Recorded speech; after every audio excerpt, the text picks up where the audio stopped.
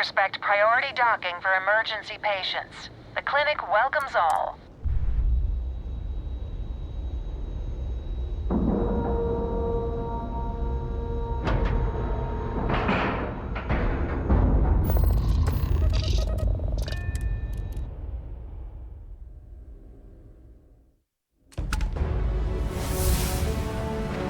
Ma'am, I'm just a courier. I understand. I'm not blaming you directly. Dr. Salvato, how long have you been here? And in that year, how many times have we had this conversation about late or missing shipments of supplies? I believe this is the third time. Yes, that sounds right. 3 times. I will be making it very clear to your superiors that lives are at stake, and the clinic requires reliable transport. If your company cannot meet our needs, someone else will. Yes, ma'am. Understood. Thank you, Dr. Salvato. You may return to your duties. Welcome to the clinic. I'm Dr. Darvish, Chief of Medicine. Is there something I can do for you? I thought perhaps the name gave it away. This is one of the preeminent medical care centers in the Settle systems.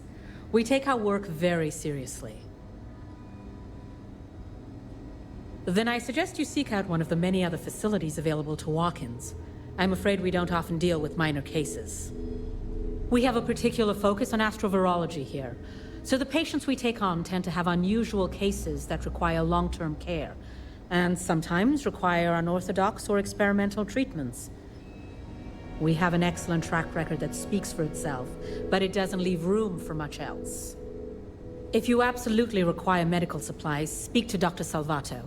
We have very limited resources I would consider extra, and he would be the one to distribute them. I am, yes. I took over from Dr. Eswaran when he retired 9 years ago. While the clinic does occasionally take on research projects that have their own chain of command, I am ultimately responsible for the entire facility. The clinic has occasionally been faced with unique situations that might be considered hazardous in other facilities, but no, nothing that could not be contained and dealt with. I'm afraid that information is confidential and restricted to our corporate partners funding the projects. Certainly. There are hundreds, if not thousands, of new worlds that humanity has set foot on. While many don't host some sort of life, there are more than enough that do. Any one of those worlds could be inhabited by all manner of pathogens, things we've never seen and have no idea how to treat. Someone has to try and stay ahead of what could be a very deadly curve. Here at the clinic, we do our best.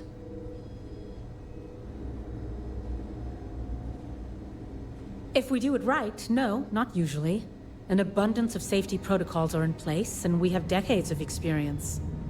Ironically, this may be one of the safest environments in the Settle systems. Would you now? Well, I suppose we could always use additional research specimens.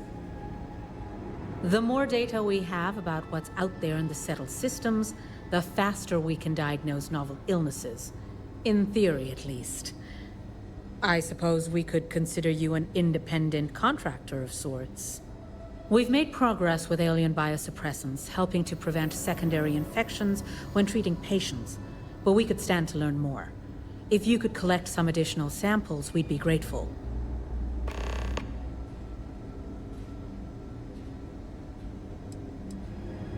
What we're looking for are basic organic substances. They could come from any number of flora or fauna on countless worlds across the Settle systems. Just keep your eyes open as you travel and harvest things when you find them. Or frankly, if you can find them at a reasonable price somewhere, purchase them. I'm less concerned with the source than the materials themselves. Got anything you need to offload? Trade authorities always buy. Kiosk right here for you. You didn't hear this from me. Those eclectic mercenaries, factions use them sometimes. Freestar Collective and UC both. Worst I usually have to deal with is folks worried about getting diagnosed fast enough. Well, let's see now. I joined up in 2292, so that'd be 38 years now? Damn. Hard to believe, now that I think about it. Almost 40 years. There ain't been many Rangers who served that long, I can promise you that. Well, offhand, I can only think of two. Cassie Hickson made it to 42 years before she caught a bullet from one of them Shaw gang boys. He got himself all liquored up at Aggie's. That's over in Aquila City. Started using the passers-by for target practice. Then there was old Rusty Ortega.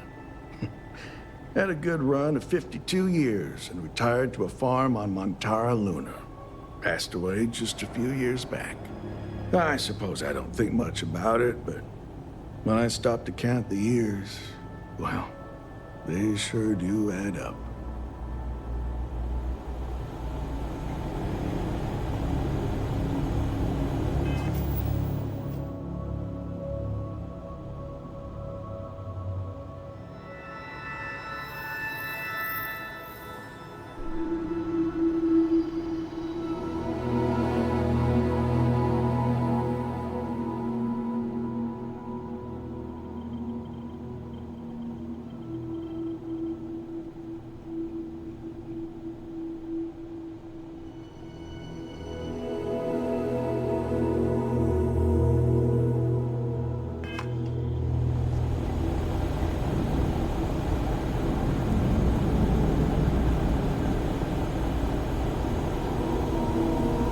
I'm just here to keep the peace. You need medical help, I'm the last person you want to talk to.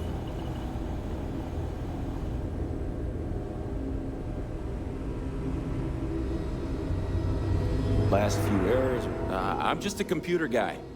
Oh, you're not familiar? I'll give you the quick version. UC built the station back in 2194. It was outside of their established territory, which caused a bit of a disagreement and a bit of a war. And after what I think most people would agree was much too long a period of time, the war ends. One of the terms was the station was handed over to the Free Star Collective.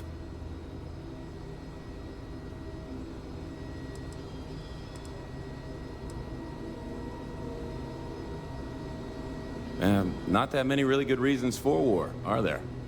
I think it was more about the UC expanding into systems they didn't own. The principle of the thing, not the station itself. So since then, the clinic's been under Free Star Collective control. Over 100 years now, I think. Over time, it started to focus more on weird things. People picked up on all sorts of planets and space expeditions, became known for it, and now focuses on it almost exclusively. And here we are today, carrying on that work. Actually makes me feel kind of proud when I lay it all out like that. Well, yeah, somebody has to. It's great medical care, but not the latest in support tech. Funding only goes so far, and most of it's prioritized for keeping patients alive. And there's still a lot of outdated UC tech behind the walls that needs interfacing, so I stay plenty busy.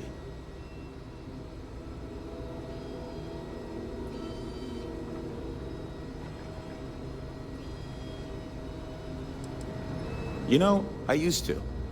Then I realized I could catch something just about anywhere. And if I did, this would be about the safest place in the galaxy to be. So, I feel like it kind of all evens out. Well, then I'd be out of a job, wouldn't I? You're not entirely wrong, though.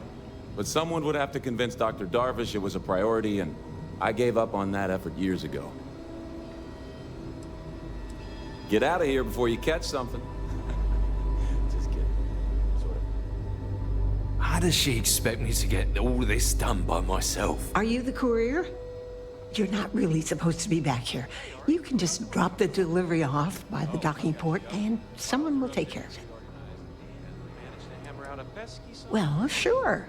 We can't afford to run low on supplies. Never know what kind of medical emergency might pop up at any moment. I like my job. And if I wasn't up to it... Well, we're really not that kind of a hospital.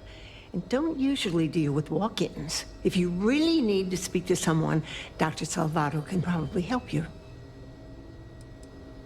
Well, I wouldn't really say we work together. It just happens to be in the same place.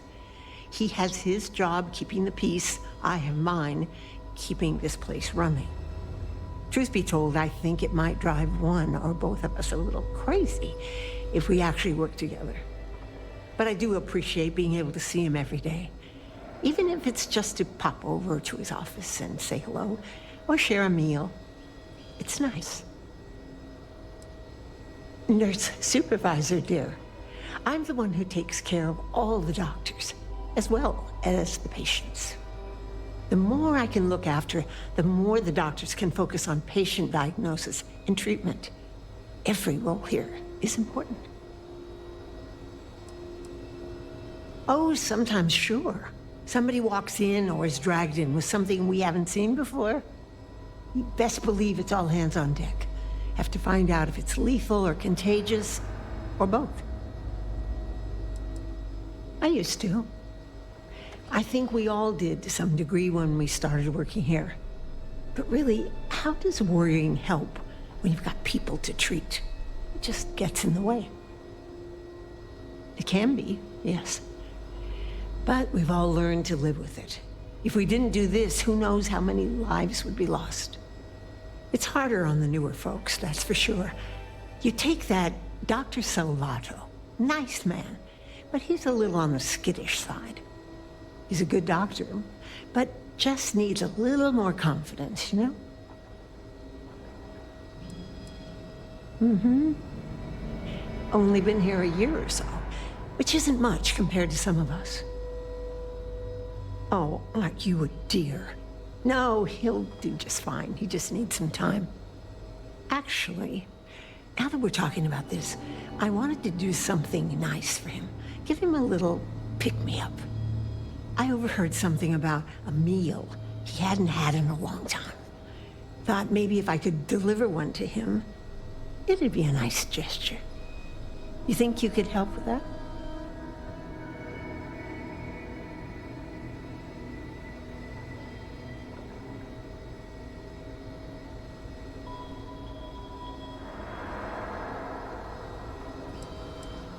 Aren't you just the sweetest? You know that Don's Roost restaurant in New Atlantis? Fancy one? Dr. Salvato was talking about the synth liver pate. Said he'd never forget it. You bring me a plate and I'll make sure we brighten up his day.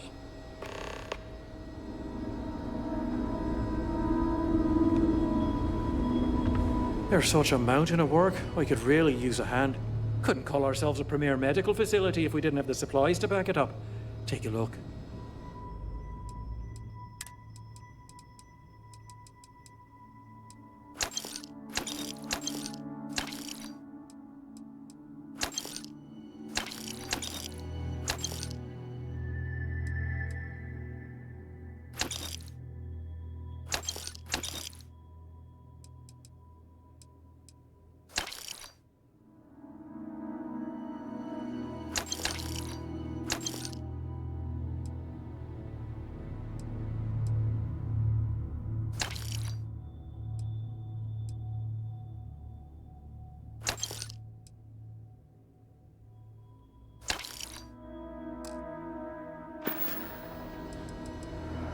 It's really a matter of safety, believe it or not. The types of things we work with here. Let's just say you wouldn't want them spreading on a populated planet. In here, we're all nice and isolated, just in case. Not the most comforting thought, but it's the truth. If Ben hadn't been assigned here, I might have... Attending physician. I'm new here, so really what I do is watch Dr. Darvish's every move and try to imitate it. Sounds a lot less impressive when I say it out loud.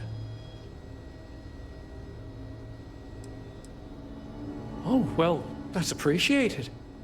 There really isn't anything you're qualified to do in here. No offense, of course. But, I do have some data requests from other facilities in the settled systems. Everyone always wants to know what we're up to. Usual courier has been less than reliable lately, so if you could get this slate where it needs to go, that would help us, and put a few credits in your pocket. Take care of yourself.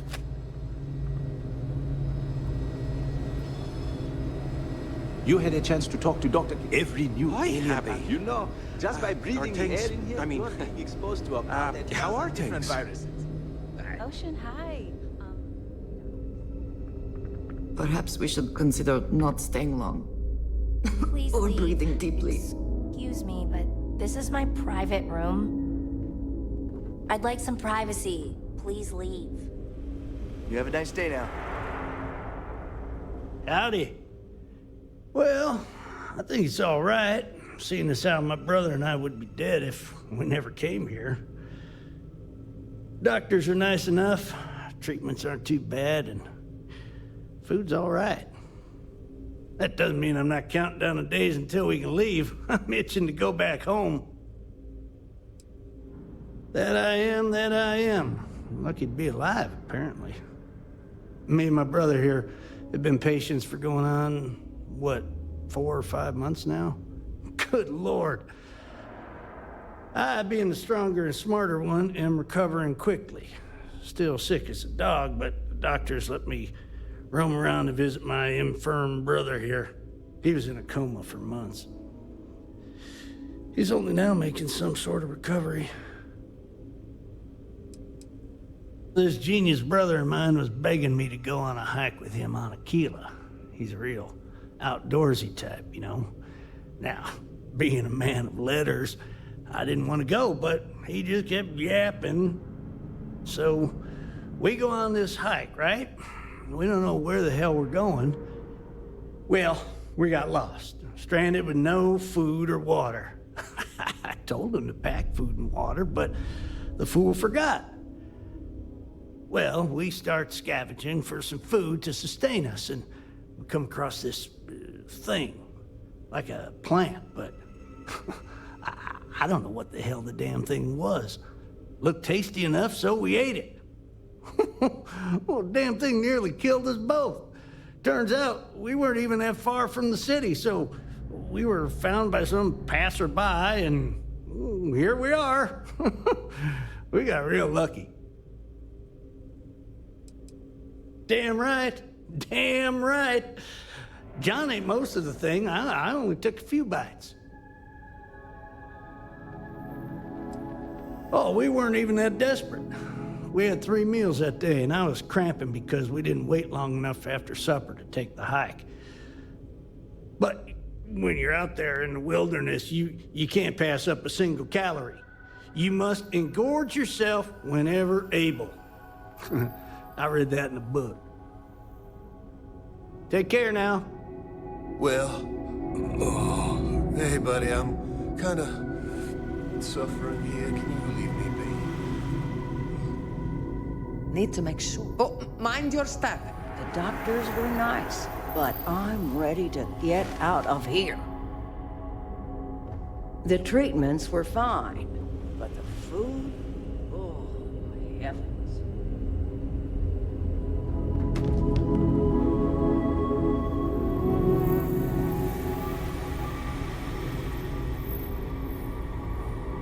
Great.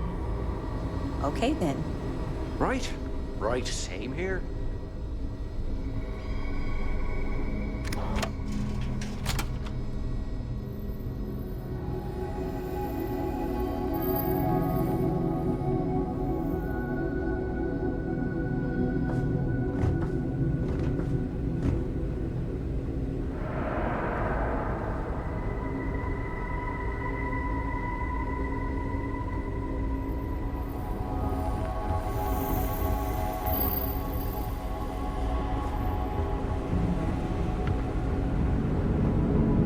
If you're thinking about going into medicine, just be really sure before you commit to it. Really sure.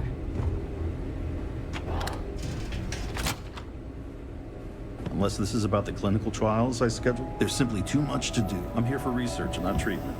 If that's what you're looking for, you'll need to speak.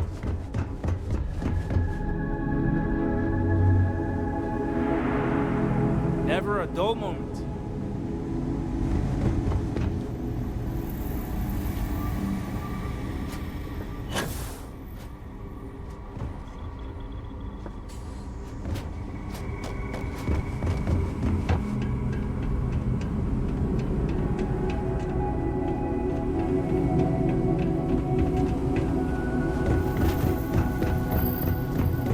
Keep your nose clean. Last thing I wanted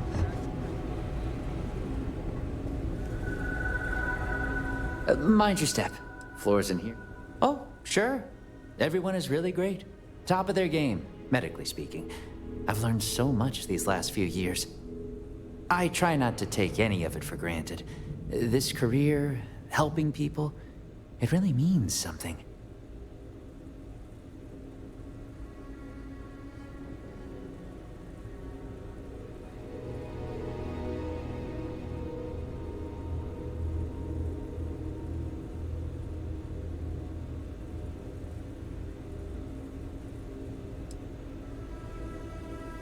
Oh, we're not really supposed to talk about that kind of thing. Doctor-patient confidentiality and all that.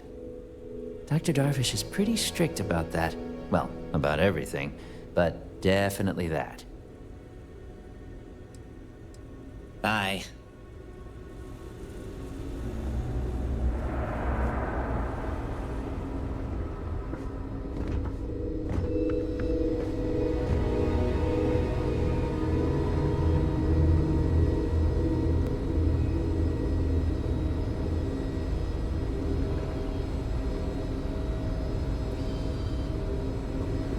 This place is a far cry from Aquila City. That's for sure.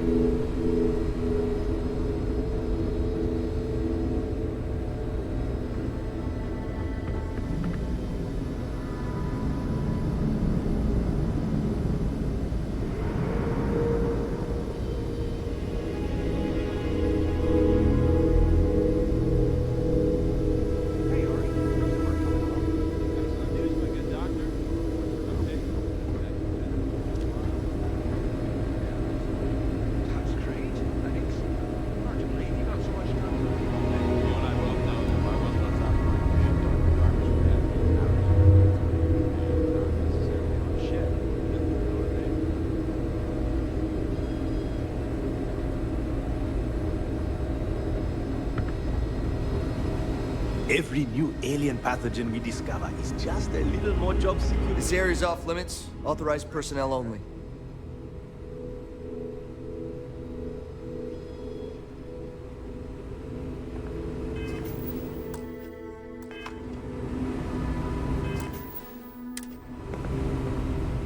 Great. You again. Authorized person. Yeah, I bet you do. You don't need to worry. I've got a year under my belt. I'd like to help you, I really would. If Ben hadn't been assigned here, I would go easy. Thank you.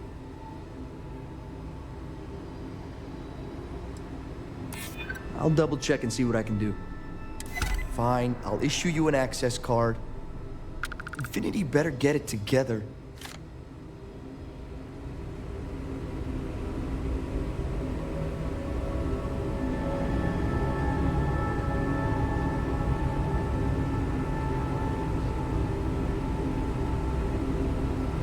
Oh, look who's got a Laredo gun. Welcome to civilization, cowgirl.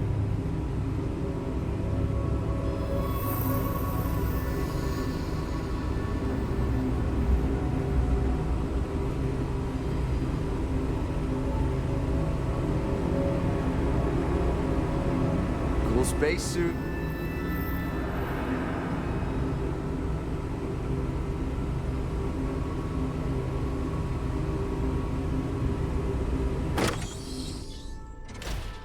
Whew.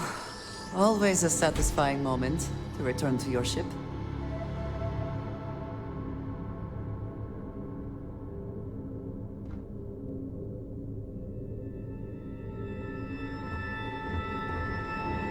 Sean, don't do this again. I'm tired, all right? Just not today. You can't be okay with this, though, right? You took an oath, and I'd say this is a firm violation. Look, we got that shipment. Although who knows what Faye expects me to do with it.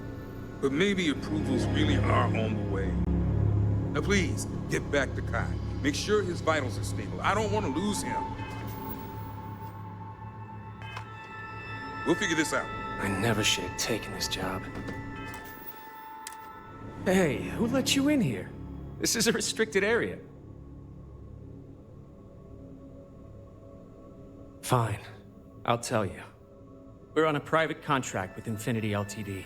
It's for something they call Project Dominion. Dr. Lane and I were instructed to conduct human trials on several volunteers. So far, only one patient has survived.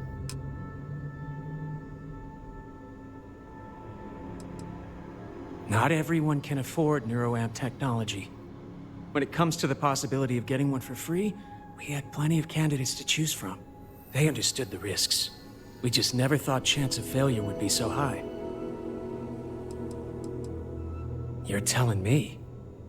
When Infinity hired us, they said human trial authorization was already underway and we'd have the approvals in a matter of days. The days went by and nothing. Every time we'd ask, it was always just days away, but we kept working. Between the money and potential success, it was easy to tell ourselves that they'd come through. Sean, what the hell is going on here? Who is this?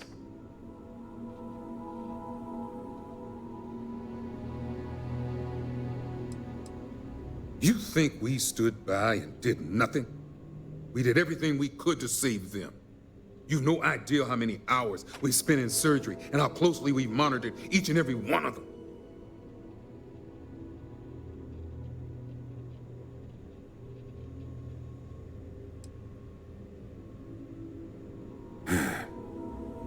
It's moments like these when I think I just need to hear someone say it out loud.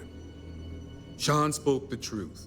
We thought the approval would arrive any day, so we continued with the project. By the time we started to catch on, it was already too late. We were too immersed in the lie. Doctors are supposed to act ethically, approvals or not.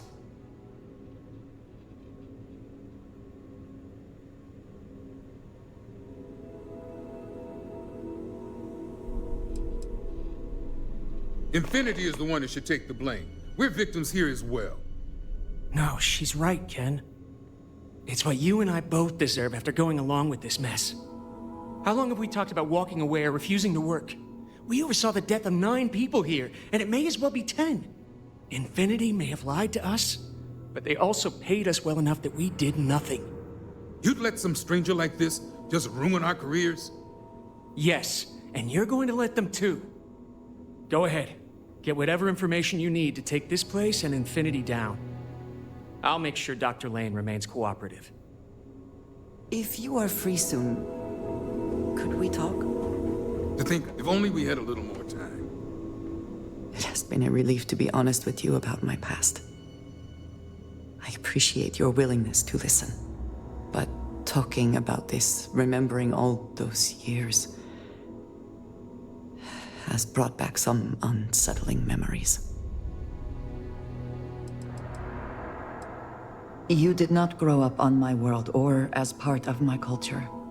I would not expect you to understand. I would, however, expect you to be a bit more respectful. And this, it is not about that. It is something else.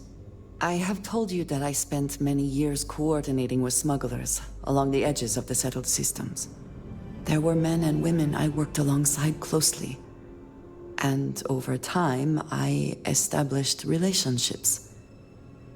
They were not of the promised, but I considered them friends. It describes the people of House Varun. We who have been promised to serve the Great Serpent now and forever. In exchange, he promises to care for us when he returns to his domain.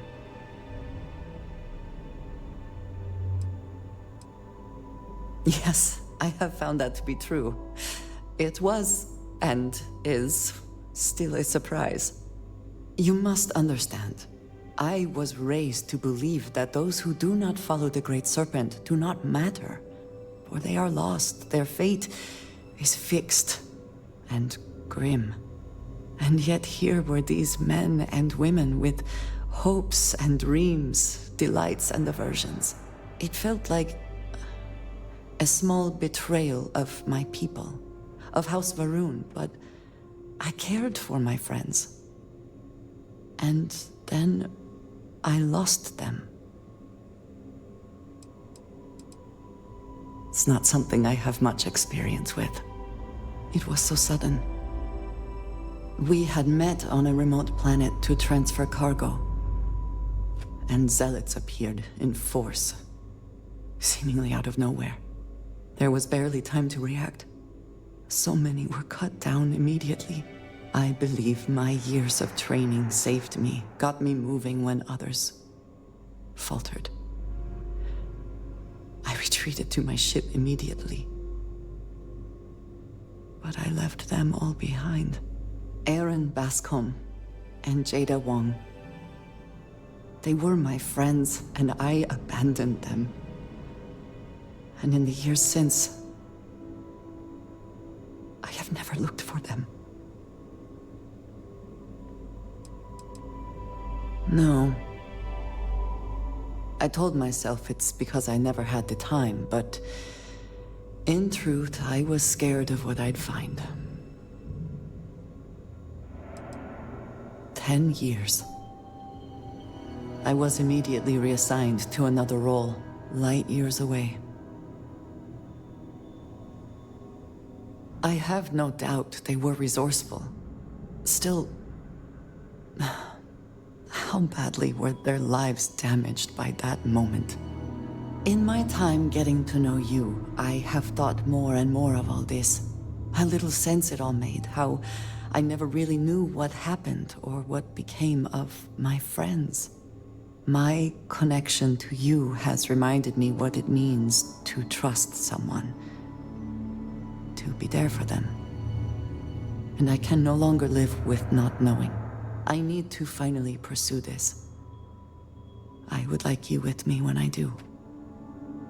I do not know what we will find, but I know it will be easier with you at my side.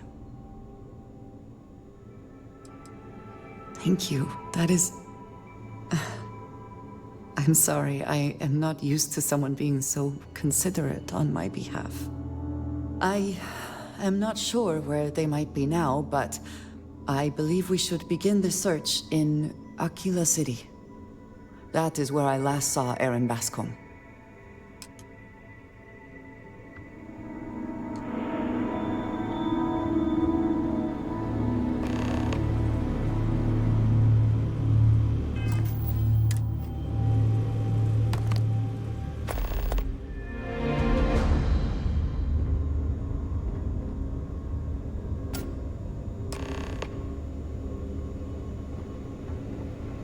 Are you lost? We don't permit visitors in this wing. I'd like to think that we would have done the right thing, even if you never showed up. That's what we thought last time.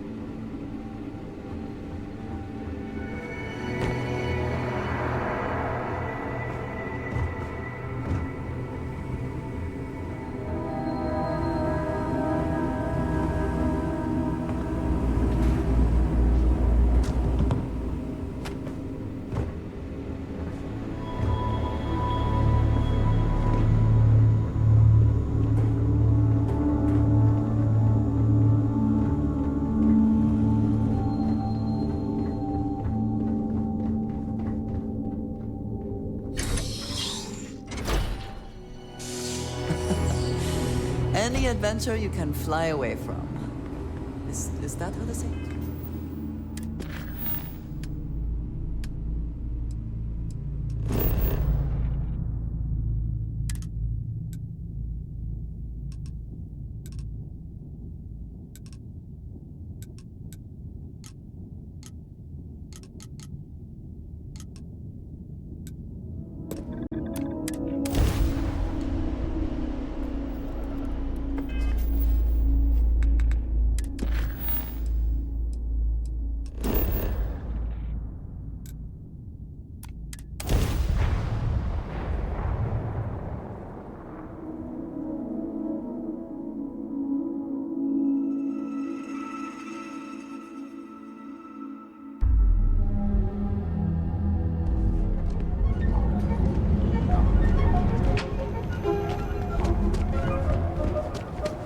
Queue for a cup of coffee. Goods has a full line of equipment and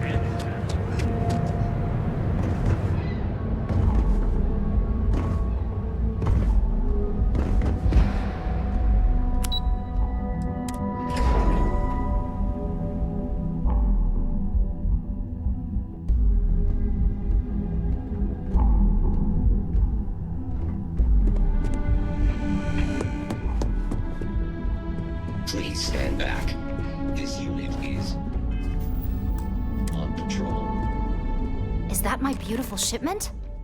You were right about this one, Masako. Looks like it. This should be more than enough. Now, I shall excuse myself and get to work on finalizing this prototype. So, what did you learn about CM Station RC-1?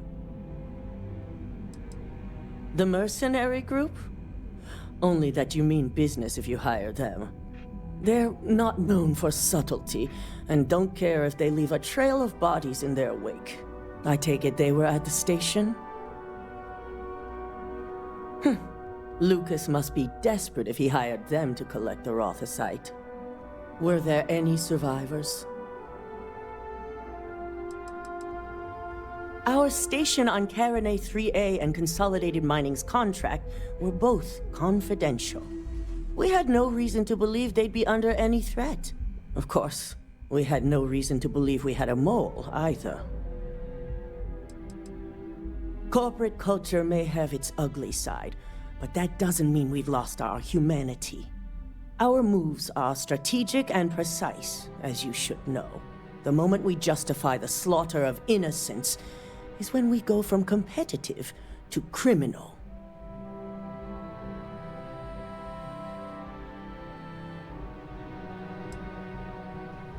Sicking ecliptic on a station with nothing but miners and scientists? Corporations can sink low, but this is a new level. Now, I also had a report that you were spotted at the clinic. I take it you traced the shipment there? Our technicians are thorough, but they aren't that thorough. Your ship docking there simply caught their attention is all. But on the off chance it was related to your assignment, they're currently combing through the clinic records as we speak. Dr. Lane. I believe Vina is familiar with his work, specializing in neurosurgery. Were you able to determine what he was doing at the clinic? The clinic serves all, but it can't be denied that they require credits to run. In most cases, the clinic is also the best choice for research. Not everyone has the resources to have decent medical facilities like us on site. They're going to pay, all right. But if you have something to add to their list of criminal activity, I'll be happy to use whatever fuel you can provide. So, it sounds like Lucas has reached a new level of desperation to ensure his future as CEO. Infinity appears to be on an entirely different level of corruption. It cannot be allowed to continue. I'll make sure Yuko's team extracts every bit of information they can from the clinic's database on this. Between hiring Ecliptic and unauthorized human trials, we have enough to take Lucas down for good. And with the Rothicite secure, it's almost time for us to make our move.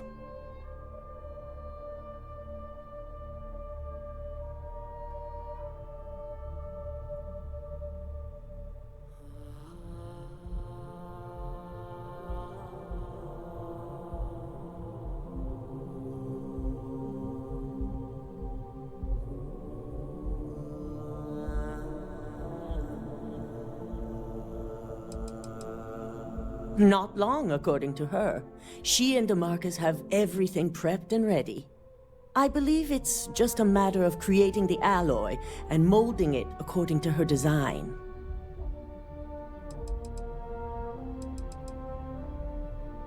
Head up to the executive floor and speak to Dalton.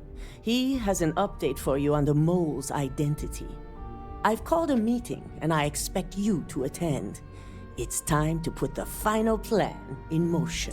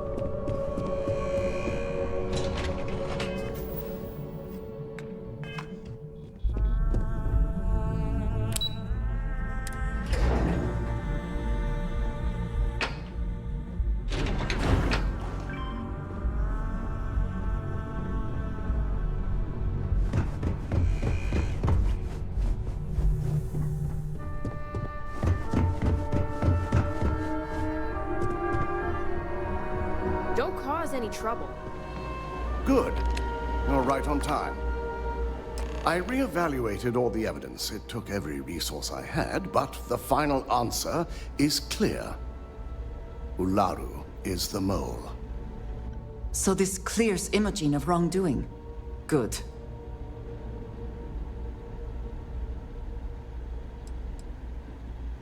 In due time. I'll be reaching out, but right now we need her to remain in hiding. Yes, you made the right call. I've briefed Masako and discussed her plans on handling this. While we both agree Ularu is guilty, we need irrefutable evidence before presenting this to the board. For now, we lead everyone to believe that Imogen was the mole, and the situation was dealt with. I can understand the need for deception, but it does come at quite a cost.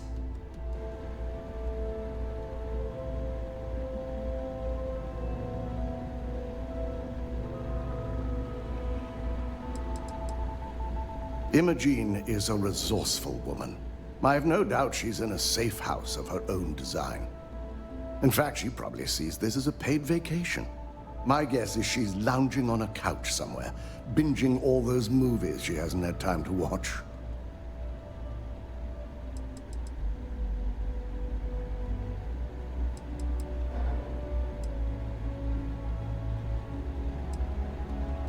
The people we're dealing with will expect nothing less.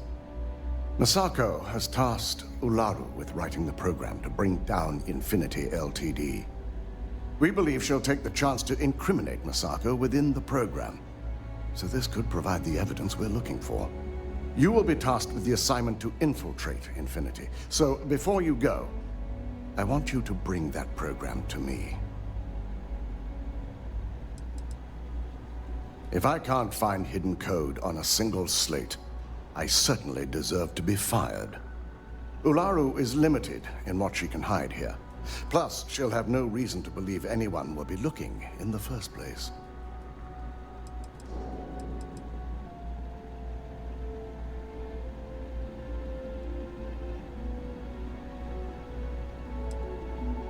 I can't imagine a more satisfying ending. Now, let's attend a meeting.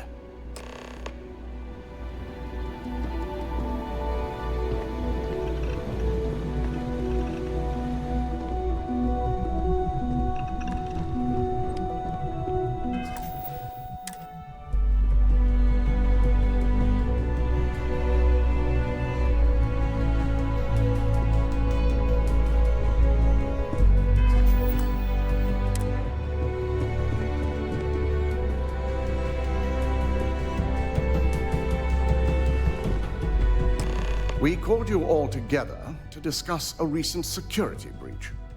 We discovered a mole within the company who leaked vital information about Project Dominion to Infinity Ltd. You've got to be kidding me. Just don't tell me it's Vina. I think we've all noticed she's not here. Before you speculate any further, no, it's not Vina. The guilty party is Imogen Salzo, much to my disappointment. Our operative here obtained the evidence to confirm it.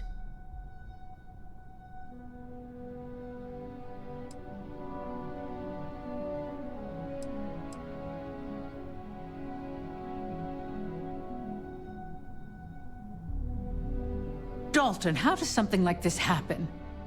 Imogen is highly trained. Ularu can even speak to that. We demand the best. So that's the threat we deal with. I may have well-trained operatives, but security is your responsibility, Dalton. This is a huge failing on your part. I accept the responsibility, but let's not forget, the mole has already been exposed and dealt with. Of course, thanks to another of my operatives.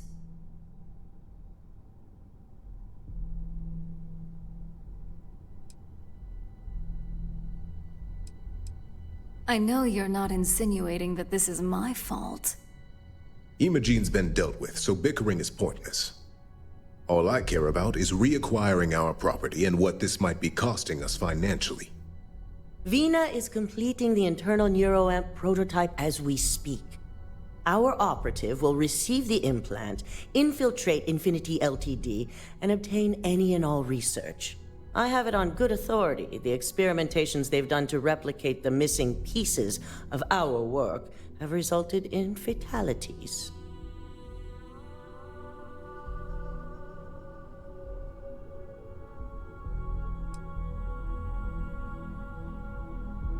Botched human trials and murder for hire? You don't bounce back from that. At least not with Infinity's legal team. If I may make a suggestion, we should give this evidence to David at SSNN. It's the best neutral method of releasing this information to the general public. That'd make my job easier. David it is, then. Misako, the internal neuroamp is ready if you want to send down the candidate. I hope you're ready for this.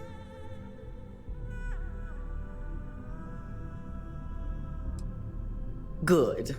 I can tell Vina is going to enjoy working with you. Vina will be waiting for you in the neuroamp division in R&D. Once you're done, meet me in my office. Be ready to discuss the details of your next assignment.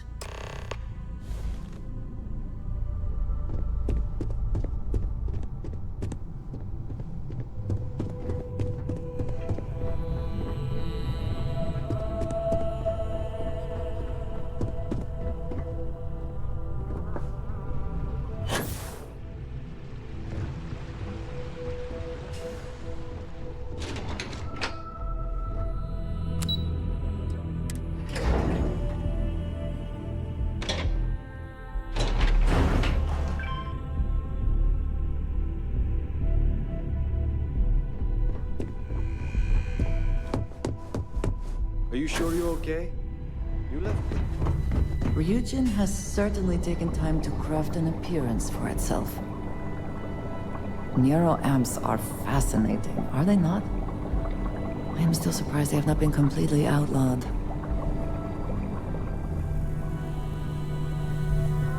Double check those measurements are right.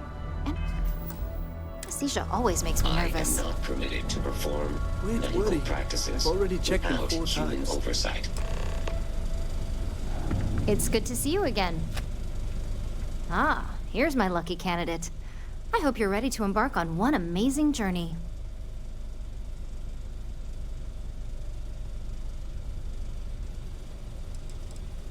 The internal neuroamp is basically the next leap in our line of influential amplifiers. It gives the user dominion over a less dominant target, meaning you can heavily influence another person's thoughts and actions. Technically, that remains to be seen. It's not legal, but those decisions will be left up to a higher power who is neither you nor me. Hey, let's not get carried away there. That terminology is a bit heavy-handed. So, are you ready to get started? Neurosurgery is my specialty. I've performed more operations than I can count on a wide variety of brains. So I like to think that I'm wildly overqualified. Really, I could do this in my sleep.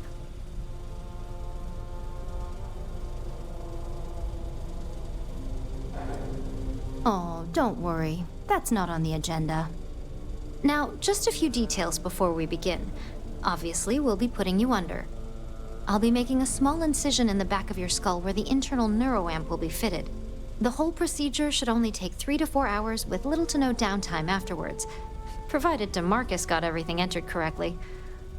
Did I not just say I quadruple-checked the numbers? You know I'm just giving you a hard time. Besides, I've got to make sure my patient is reassured.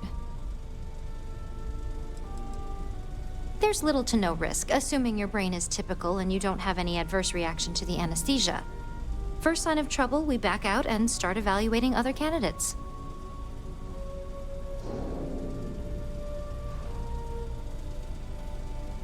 Of course. We've got, what, 5 PhDs between the two of us? 6, but who's counting? All I'm saying is that you're in good hands. Now, just lie down on the table once you're ready, and we should be good to go. If this has not all been a horrible miscalculation, then advanced surgical we will capabilities. speak again soon.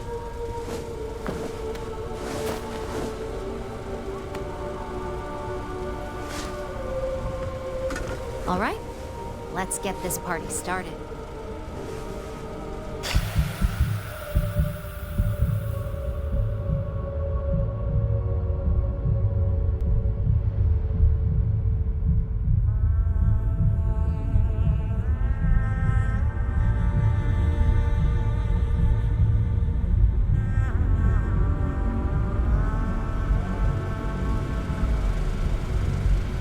Well, well, look who's finally up.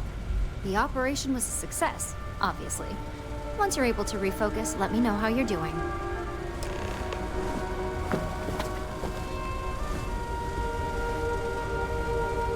You appear dehydrated. I suggest the immediate ingestion of a Hey there. moderate quantity of water. So, how are you feeling? You look good? Huge success. No surprises, no signs of rejection. You were the ideal subject. Now, we just keep our fingers crossed and hope no unknown side effects come creeping in later. That's exactly what we want. Just a couple quick notes before using the internal neuroamp. First, you can only influence one person at a time. And second, the effect is temporary, so be prepared if you use it in a combat situation.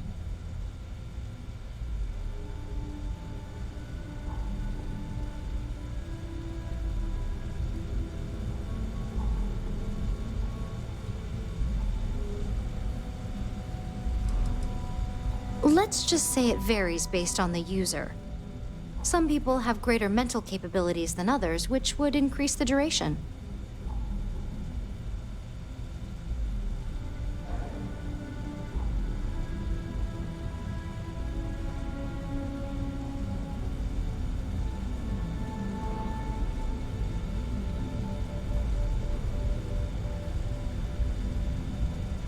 Great. Now let's test this sucker out. DeMarcus has graciously volunteered for science, he says.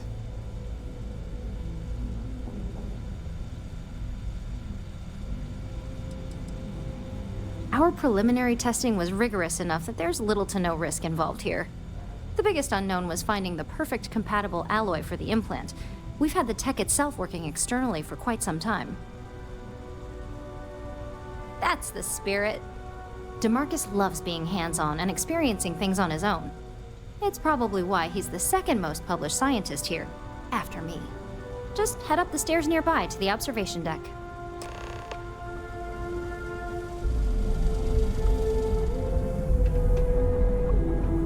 Hey, welcome to R&D.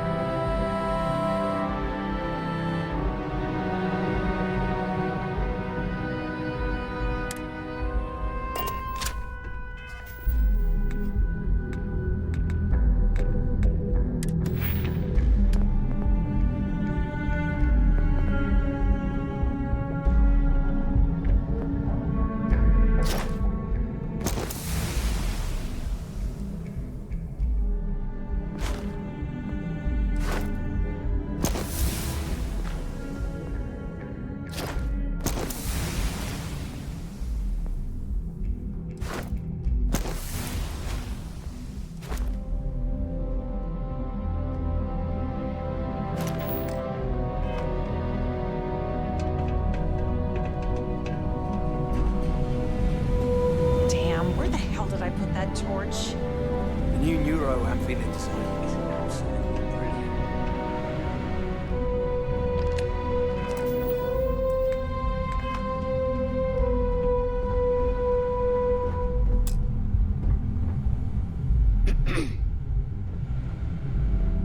If you ask me, DeMarcus is a little too excited. Bye.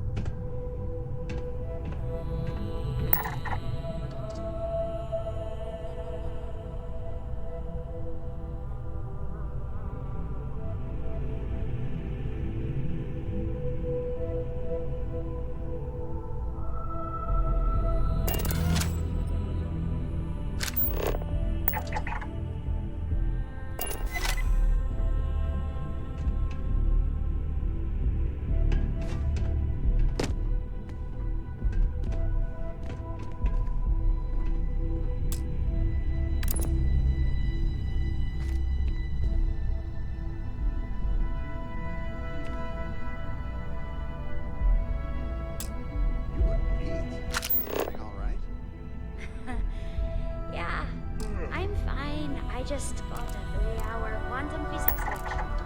That's What was it this time? Electron splitting? Wormhole? the probability involved in As an calculating observer, the interactions effect between is certain quite universes unnerving. and multiverse. It is hard not to only immediately understood worry about about the half of it. implications. It made me happy I became an engineer instead of a physicist. Don't let it slip to DeMarcus that she lectured you. He'll give you a 3-hour lecture of his own about why he disagrees with her theories. Oh my god, that was incredible. What was it like? Wow. How to describe it? 1 minute I was excited about seeing how the experiment would go. The next, I had a brief moment of disorientation and figured I must have lost my train of thought. It felt eerily natural. And yes, I admit it, just as you predicted. I knew it, I knew it, I knew it! I can hardly wait to finish writing up my latest dissertation. And you owe me 100 creds. I'll be keeping myself under constant surveillance now. I'm curious if any other side effects may manifest.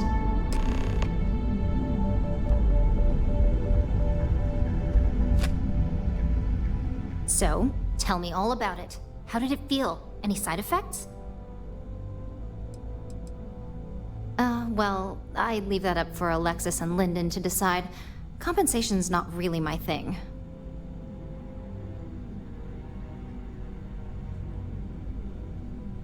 Yes! Good. Hear that, DeMarcus? That's 2 for 2 now. I heard. It really was fascinating how all I experienced was a moment of disorientation. It's truly remarkable tech.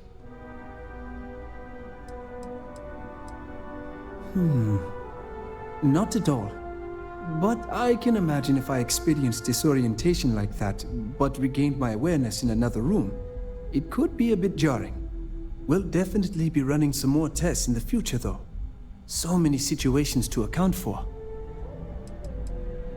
Those are the kind of edge cases that I let the board work out. Obviously, tech like this is going to come with its fair share of red tape. When it comes to your job, you bet it does. Besides, the neuroamp isn't total control. If a subject's morals or beliefs in something are strong enough, we still see points of failure. That being said, it's been interesting to discover the actions our subjects sanction in their own minds. Okay. As much as I'd love to go over the details and potential of this amazing piece of technology I created, Masako wants to see you. It sounds like you have an assignment to complete, and DeMarcus and I have a lot of notes to record.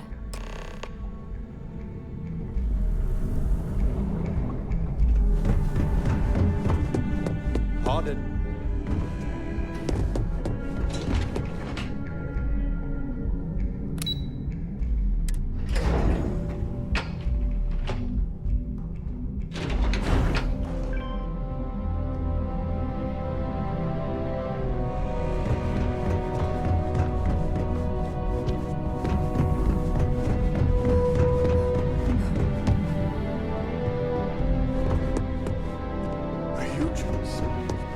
Good, you're here.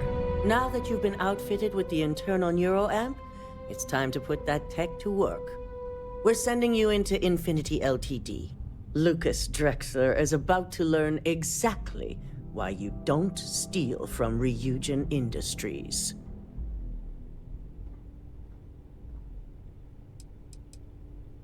All right. Yuko has provided a layout of Infinity Ltd. You have two options for this assignment. We'll be providing you with the means for both. Option A, you gain entry through their maintenance access on the roof. Option B, we give you an assigned identity and arrange a meeting for you.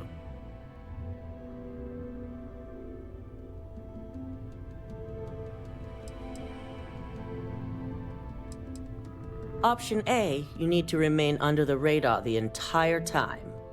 Option B, you have a slight cover that may give you the opportunity to talk your way to your objectives. Of course not. The meeting is just a legitimate way in.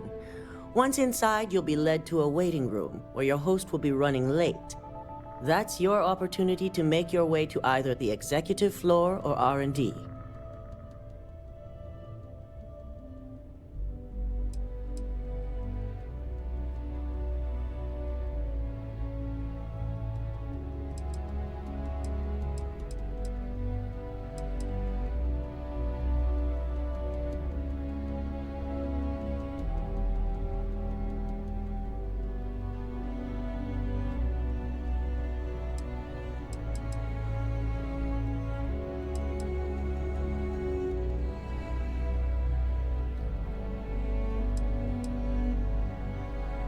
Just hope those acting skills don't get you caught or killed.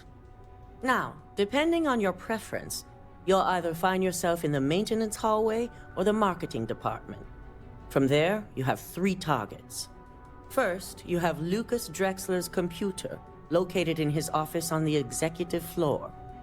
Second is Faye Sengsavan's computer, in research and development. And third, you need to obtain the prototype they are working on, also in R&D. As you can see, you've several floors to traverse. So I hope you're prepared for an adventure. You'll only have free range on the marketing floor. Infinity may be cheap, but they know at least some level of security is needed in this business.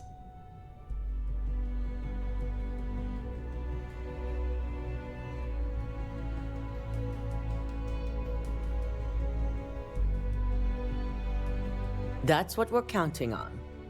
Now, I had Ularu create a program that you need to run on both Lucas and Faye's computers. I'll let her explain the details. You see, Once we expose Infinity Ltd, all of their data is going to come under intense scrutiny.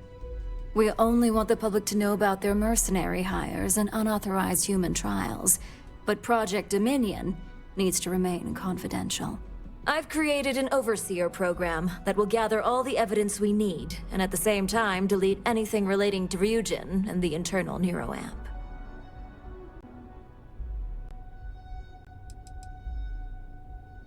Anyone who comes forward to defend Lucas would be prosecuted as either aiding or being an accessory to these crimes. They all know career suicide when they see it. As for Lucas himself, if he wants to speak up and add corporate theft to his laundry list of crimes, fine. But who's going to believe him? It is best to keep the public unaware of such a device. If the media were to draw their own conclusions, I'm certain they'd just create a panic among people. Controlling the narrative is of the utmost importance. Understood. No, we don't want a mess on this one. A body count will only distract from what we're trying to accomplish here. In fact, unless they're a master at being one with the shadows, I'd suggest you leave your friend behind. Lower the risk.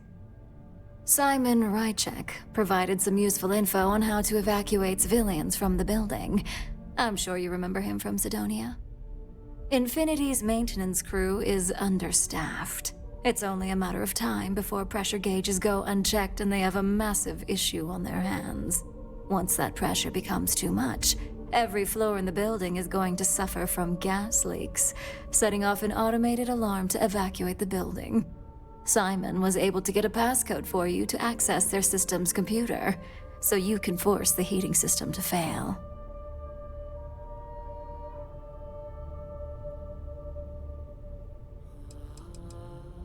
I'm told security has masks to handle the situation, so the guards will still be stationed in the building. It's also possible they'll activate their building's defense system as well. You may run into a few automated turrets, so you'll still want to try and stay out of sight. If the information Simon provided is accurate, you can reach the control systems through a computer located in the maintenance area. It's a pretty convenient stop if you enter in through the roof access. I'd highly advise you use it. This assignment isn't the time to test your abilities. The only thing you're out there to prove is that you can get this job done. We're also issuing you an operative suit. It should help reduce their ability to detect you. These suits are typically reserved for the senior ranks, but we want to reduce as much risk as possible.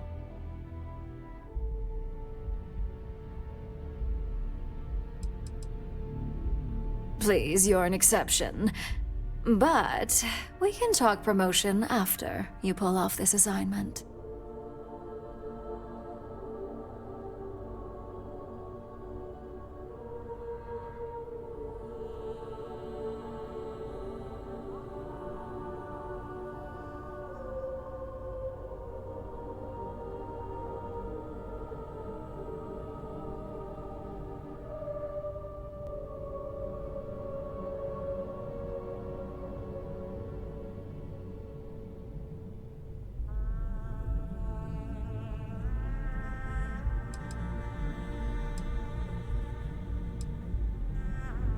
Just make sure you follow through on that statement. Once you've run the Overseer program and obtained the prototype, your final step is to deliver the slate to David Barron at the SSNN field office. If he asks questions, feel free to give him just enough information to pique his interest, but no mention of Ryujin or who you are. SSNN is used to anonymous tips. They'll do whatever verifications they deem necessary on their own to confirm the story.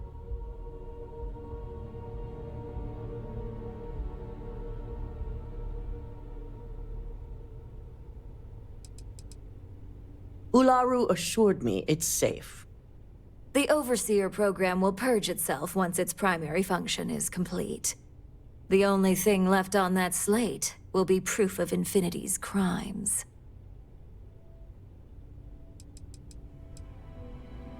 It doesn't matter what he believes. David's first move will be to verify the information you provide. Once he receives confirmation, which he will, he'll see it as his duty to report the news.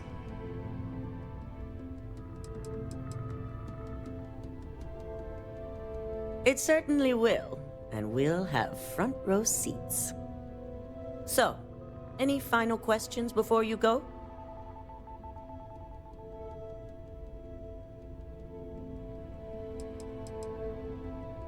You'll be restricted to the marketing floor. An appointment is not a free pass. You have the ability to manipulate others. If someone's in your way, you could get them to move.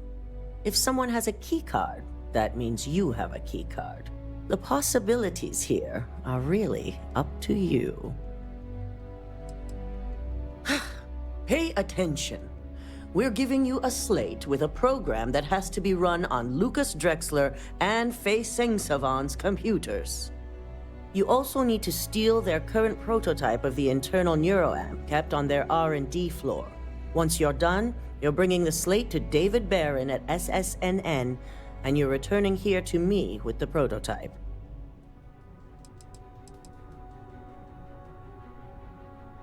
Depending on whether or not you evacuate the building, you'll mostly be looking at security guards, much like we have here. You may encounter an automated defense system in the form of turrets as well, so be careful. Good luck, and be sure to report directly back to me when you return. Here's Simon's passcode, your operative suit, the Overseer program, and your cover identity. Your cover ID card is encoded with roof entry and elevator access, so that's your ticket in, either way. Don't screw this up, Skylar Lumen.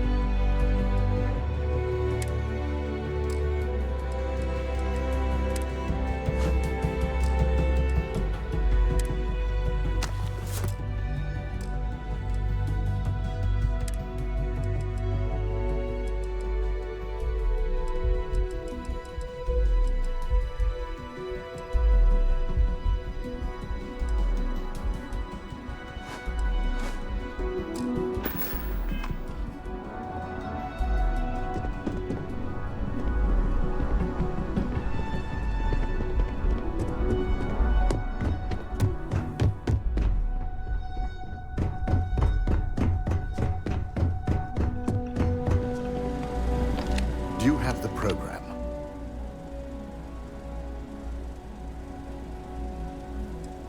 I'm certain Ularu won't pass up this opportunity. So, let's take a look.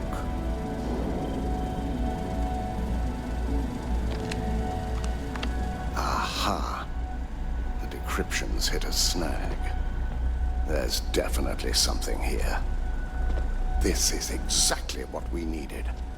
According to this code, Ularu intended to plant false evidence that would show Masako was working with Lucas. The moment you launched the Overseer program, a series of fabricated communication files would have been uploaded to the Infinity Ltd network. One of them even frames Masako for encouraging Lucas to push for early human trials. So it is clear what she intended. Now all that is left is to decide what to do with this information. I'm going to copy the necessary files off this slate and issue you a new one. I want to keep this one intact, so Ularu can't dispute it. All right.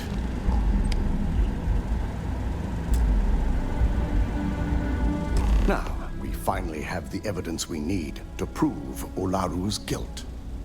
Then it is time we use it. There's no doubt.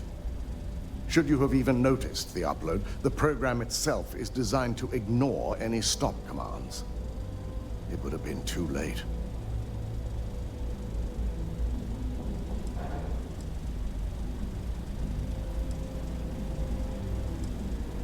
This evidence is indisputable. To deny it would be to admit involvement. And then we'd have a much larger problem on our hands. Just remain focused on your assignment. Without that falsified evidence, Ularu is in for a big surprise. I fully expect she'll be eagerly awaiting SSNN's broadcast, anticipating Masako to be accused alongside Lucas Drexler. Here's the new slate with the revised Overseer program. Let's get this assignment finished the right way.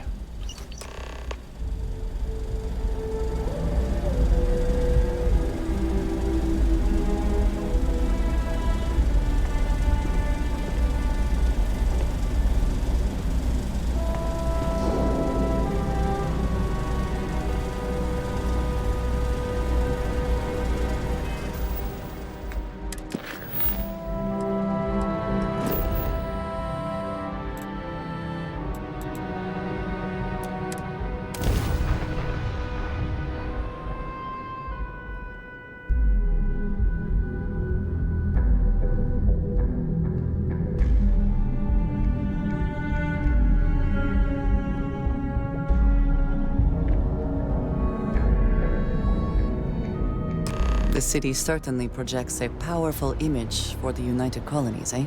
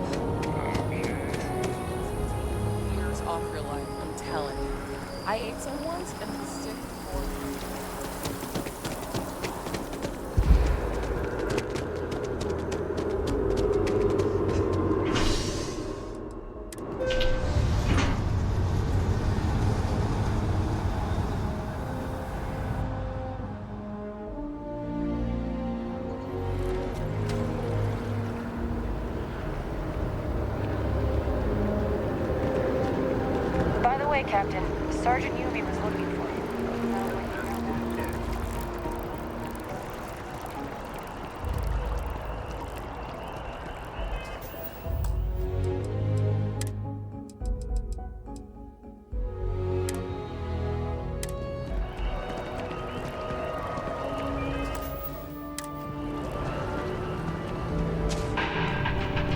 All visitors are by appointment only, I'm afraid. Hello. Did you have an appointment with us today? I'm sorry, but we only allow visitors to specific floors based on appointment only. Did you have one scheduled today? Ah, yes, from Lumen Interactive. The elevator here will take you to the marketing floor. Once you arrive, you'll want to talk to Ellis Ortiz. He's the receptionist there and will be happy to help you.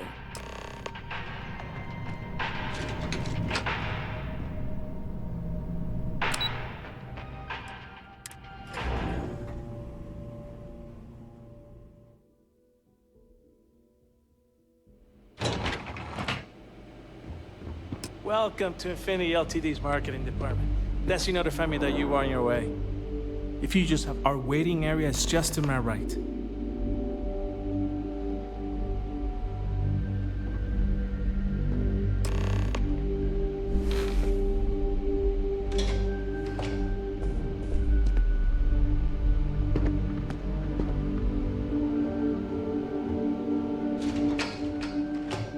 I'll go notify Miss Hart that you're here. Feel free to use any of the facilities on the floor while you wait. The break room and bathrooms are just around the corner.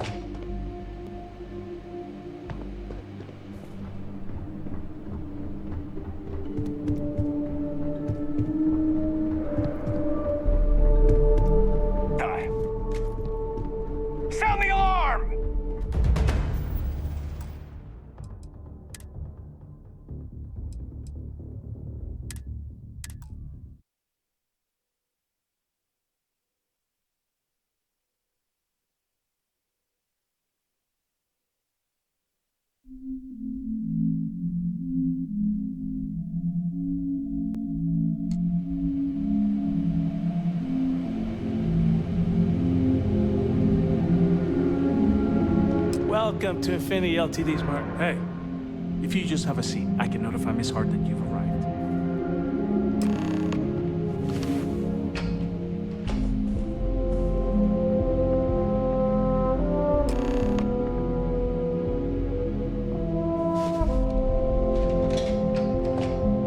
I'll go notify Miss Hart that you're here.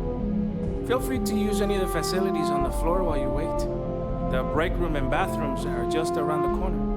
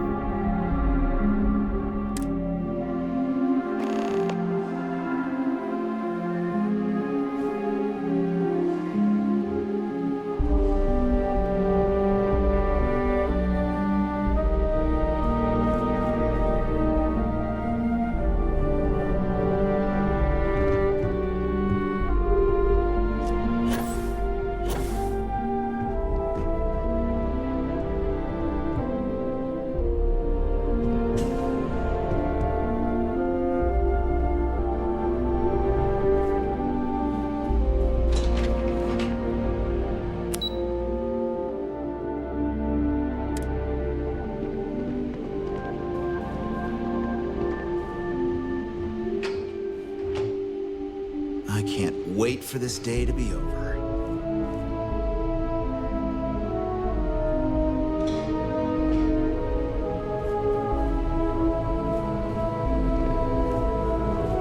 I pulled all-nighters all week, and they still won't give me a raise.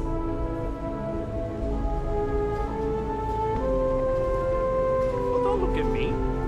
If you want someone to blame, I blame myself.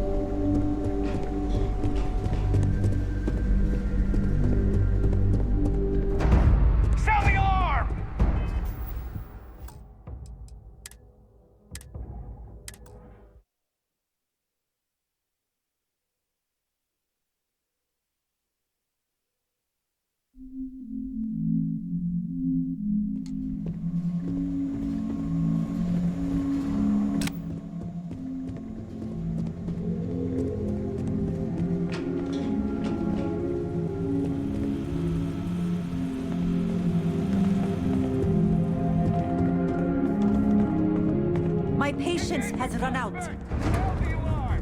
This is your last warning. Leave now.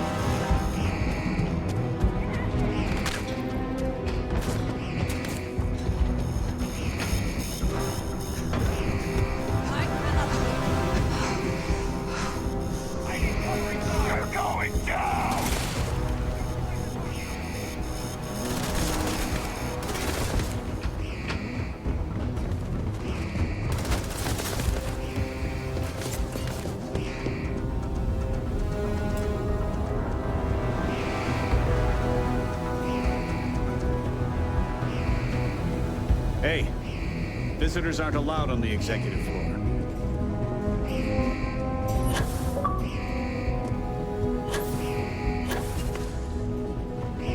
What the heck? That's it! I'm pointing!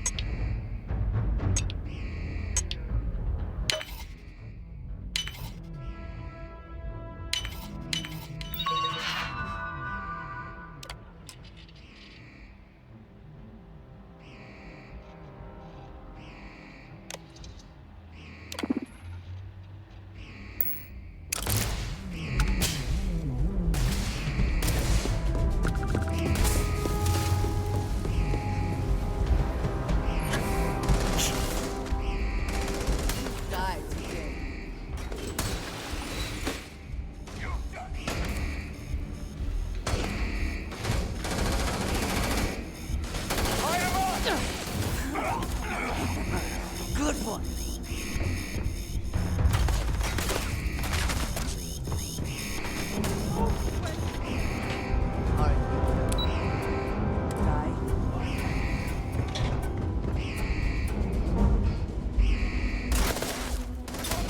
Fall back!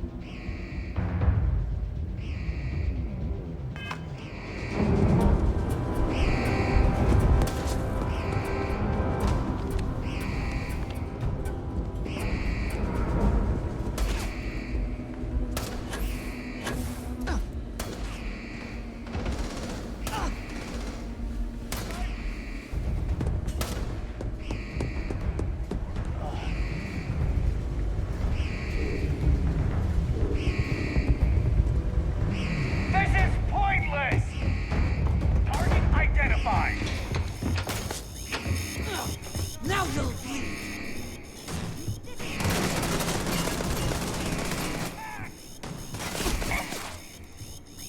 Take your best shot.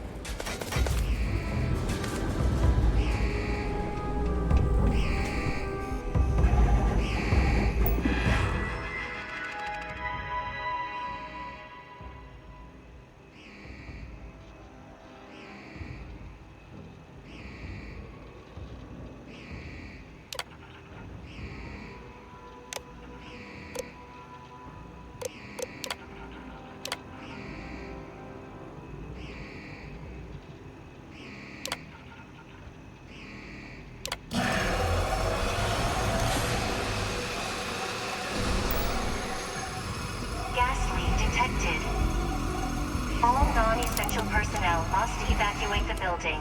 Please find the nearest exit and contact emergency services.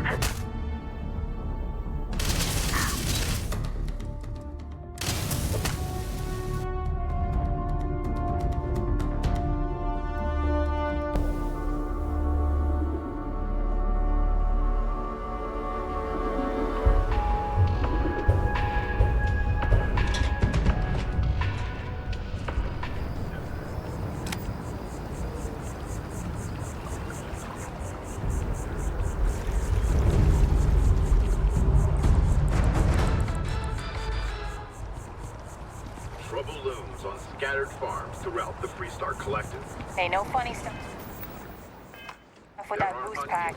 Got enough flight traffic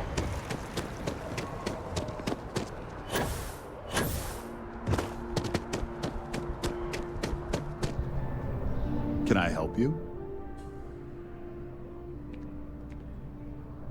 Well, I'll be the judge of that. What's this so-called story about? All right, I'll take a look. I don't suppose you want to tell me how you got this evidence.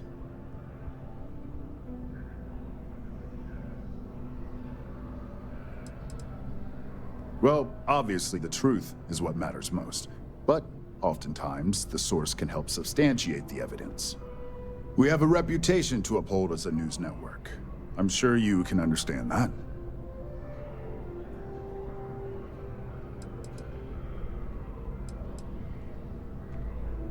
Well, you can't blame me for trying. Maybe your friend here would care to comment? The friend has no comment. I see. Is there at least a name I can cite as my source?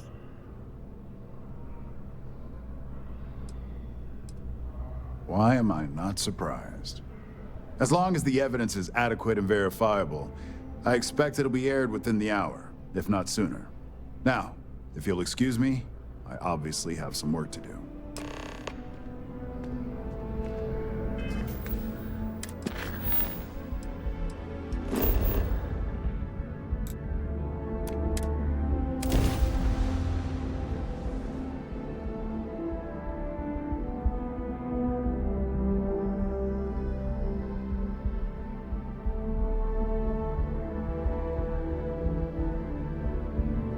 Every smuggler I have ever worked with had a perverse affection for this place. I do not understand it.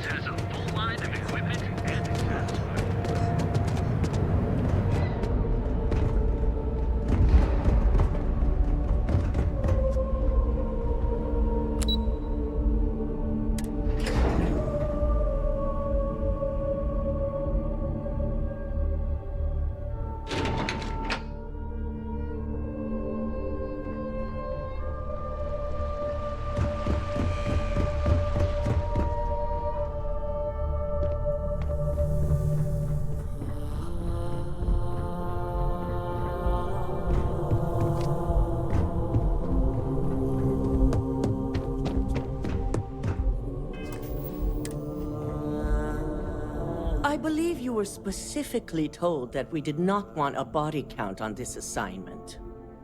And if anyone was left alive, it should have been Lucas Drexler.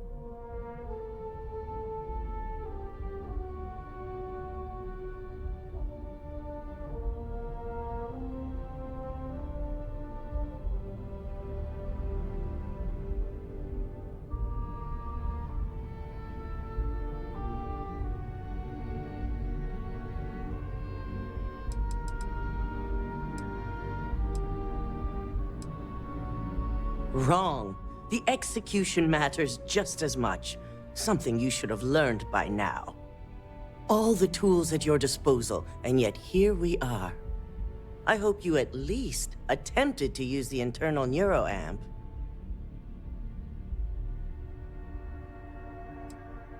The deceased may think otherwise. So now it's just a waiting game for SSNN to break the news. Once the story airs, we have another board meeting scheduled to decide how to handle Infinity. Go ahead, Maeve. The SSNN broadcast has started. Shall I patch it through? Yes, thank you.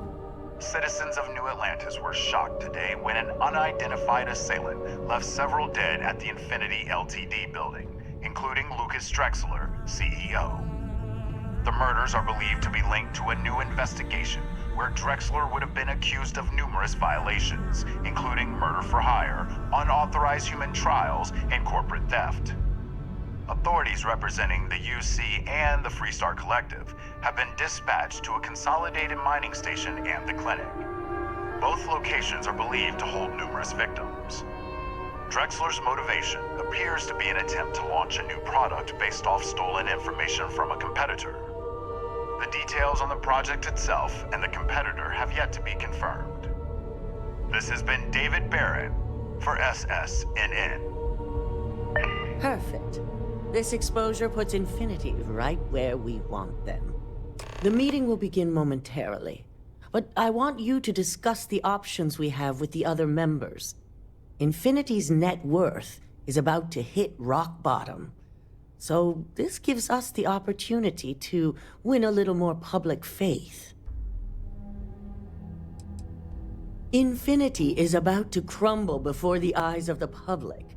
They employ thousands of people, and those thousands of people are now worried about their jobs. That's where we come in. First, we'll issue a public statement expressing disgust at their leadership, but sympathy for the innocent workers. That's when we offer to acquire them. Quite right. The truth is, we'll be making evaluations. We'll shed any employees who don't make the cut, slowly but surely. By incorporating Infinity, we eliminate a competitor, get their best employees and contracts, and all while boosting our public perception. I suppose it is all very simple when you do not consider the impact on actual human lives. Just your bottom line. We've already done some initial evaluations, so I'm certain of it. Infinity has a lot of appeal being in New Atlantis. I'm sure plenty of brilliant minds are there because they prefer the location. Plus, there's always that handful of people that think they've got something to prove by not working for Ryujin. As if other corporations are really any better. I'm glad we're on the same page. Which is why I'd like you to talk to the board to convince them this is the right move. There are several who might disagree, and you have the perfect tool to help sway them.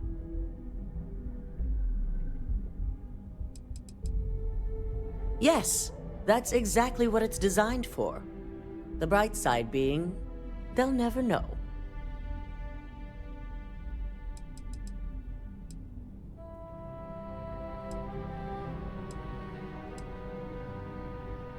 I know you can as well. So now, you're fully aware of my expectations. You'll find most of the board members in their offices preparing. Vina is also here, waiting for the meeting to start. We'll need at least 50% of the vote to go our way. In the event of a tie, I will make the final decision. I trust you'll get it done.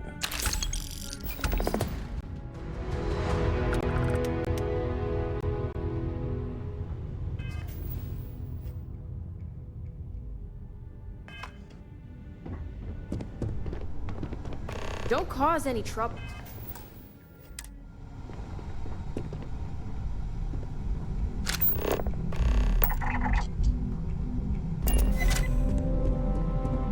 Did Masako send you to try and convince me to acquire Infinity Ltd? I think we both know that's not going to work.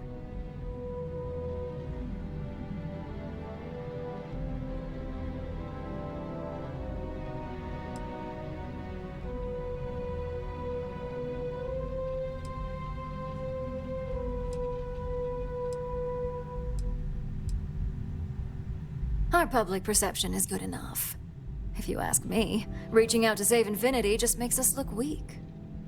The internal neuroamp gives us the power to crush our competitors, not take them under our wing. This is exactly why Masako's time as CEO is finished.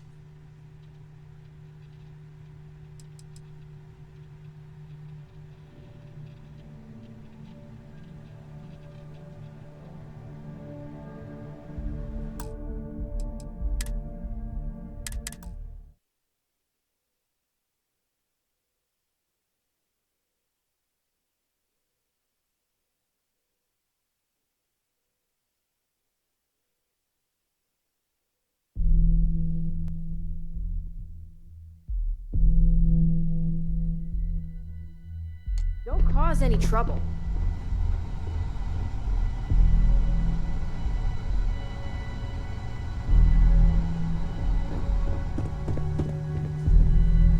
Did Masako send you to try and convince me to acquire Infinity Ltd?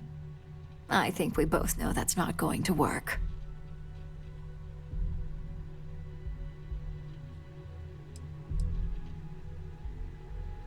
Our public perception is good enough. The internal neuro... This is exactly why Masako...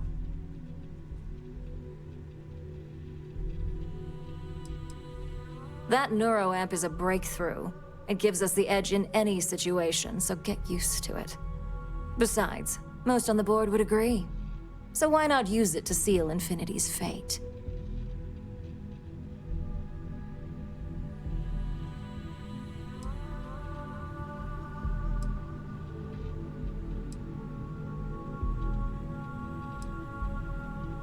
The corporate world will hear SSNN's story and believe Ryujin exposed Infinity because they stole from us. It sends a strong message. But acquiring Infinity could be interpreted as a safety net. Infinity tried to screw us over, yet they still survived. We need to be sending a much stronger message. If you mess with Ryujin, we'll shut you down. Period.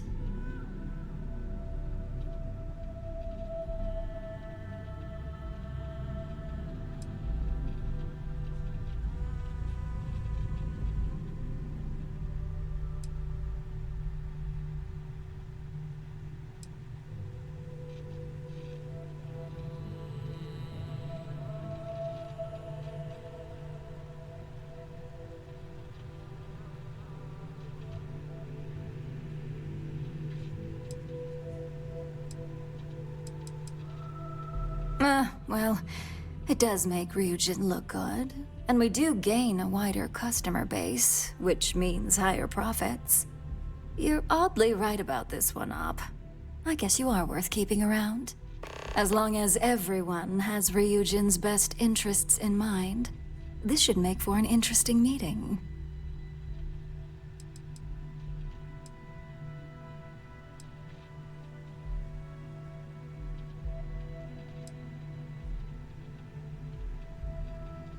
An issue? That would be a foolish move. Dalton and Alexis are the only two against it. You'd never get the rest to shut it down. Dangerous indeed. For all I know, you're using it right now. The irony.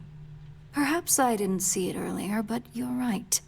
The moment a competitor reverse engineers Vina's work, it'll be chaos. The last thing I want is to have my brain scrambled because some engineer didn't do their due diligence.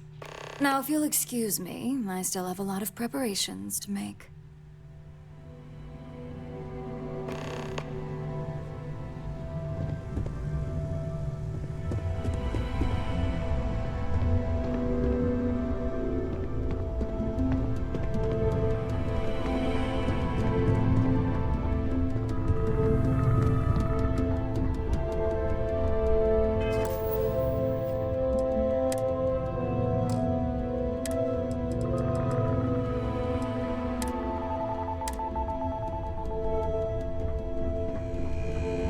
If operation starts to bore you, let me know. And how's my favorite patient doing? Not seeing any temporal memory flashes or losing time, I hope. What? No, of course not. They're purely theoretical.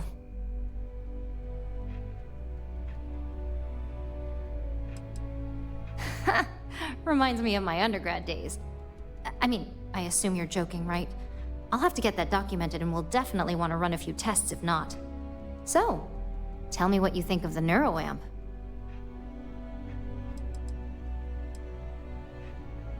Oh, great. The first recipient of my greatest work and she's not even interested. So the next question is, what will the fate of Infinity Ltd be?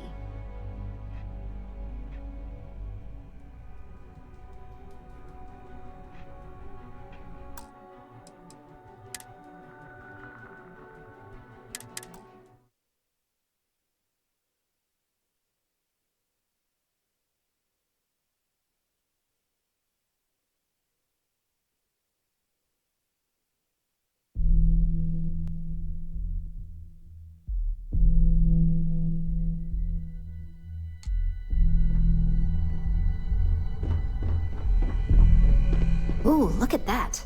You're certain. And how's my favorite patient?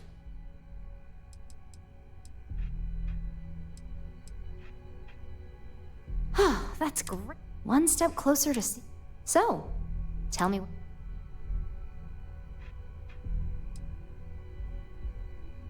I hope you're not actually suggesting that the technology I spent years working on and perfecting never sees the light of day. This is groundbreaking work. My life's work. Fine, fine. Make your case. Damn the negatives. You're right. I really haven't been taking everything into account. You really think they could come after me? Well, this conversation's made me feel like a proper monster. But you're right. In a perfect world, tech like this is used for good. But this world is far from perfect.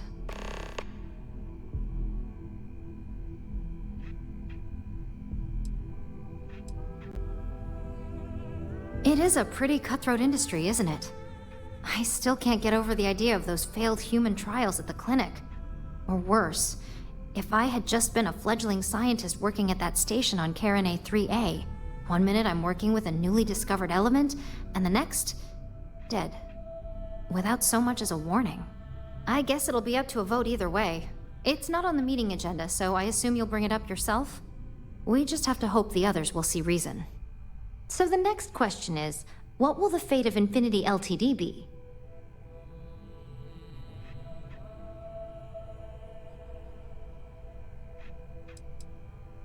I'd like to acquire them, although it won't break my heart if we don't. Faye may have stepped over a line in her attempt to replicate my work, but she's a brilliant engineer. I'm very curious to see what else she may have been working on and dig into her research.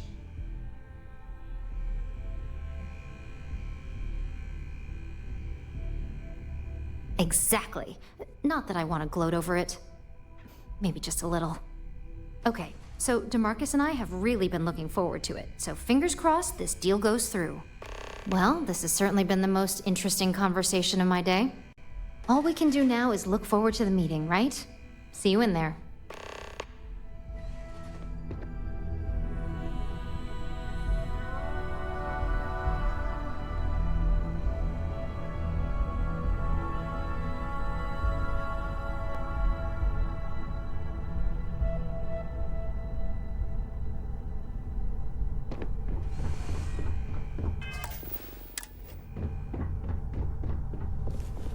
So much work to do. If you need something, make it quick. I'd like to make sure my arguments are solid before this meeting.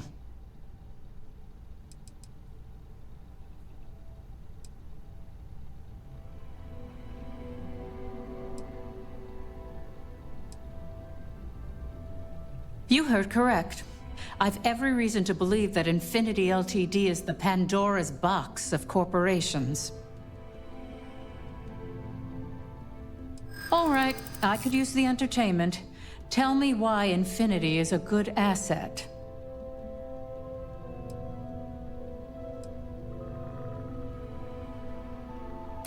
When it comes to profit, I suppose all my arguments do fall short. Huh. Well, what do you know? I think you just convinced me. Talent like yours belongs in the courtroom.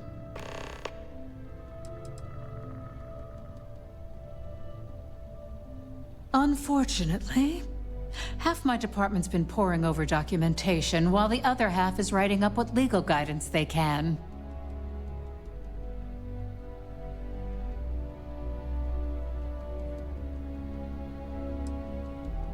Don't even get me started.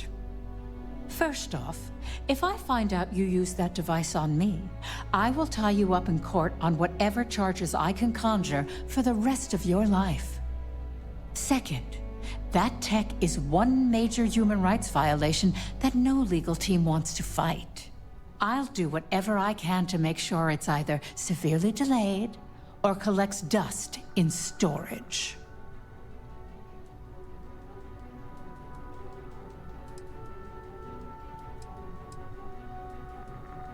Because the external neuroamps are built to help the user on a personal level. They aid in reason, communication, confidence, all things that can make the difference in a person's self-image. And yes, they can be abused. But that's why there are laws regarding improper usage.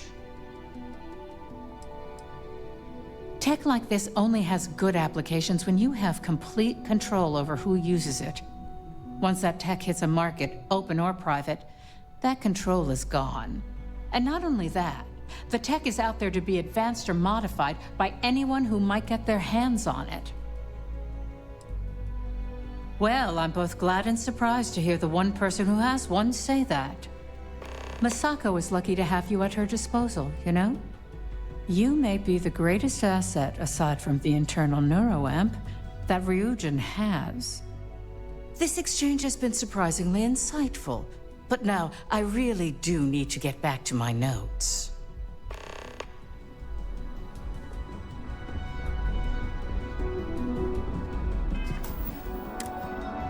I hope you're enjoying your new neuroamp. Is Masako checking up on me to make sure I'm on her side? Because that's what I do. You want something in this business? You don't pull any punches. The only real question is just how persuasive she asked you to be.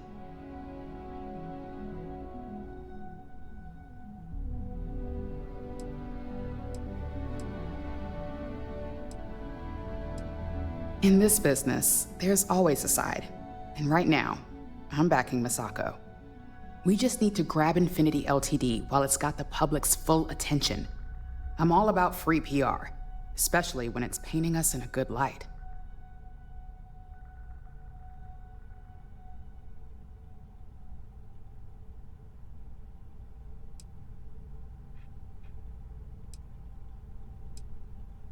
The only downsides are the unknowns.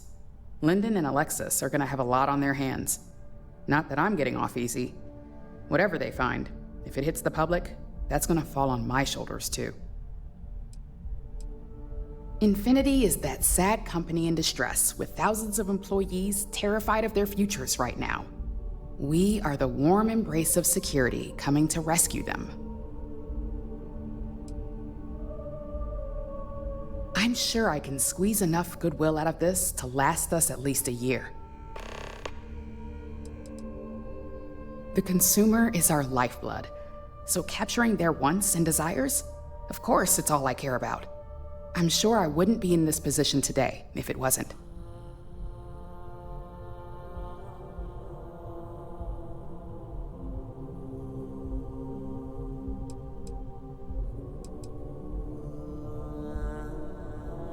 All right, I suppose you've earned the right to voice your opinion after everything you've done, qualified or not. So let's hear it.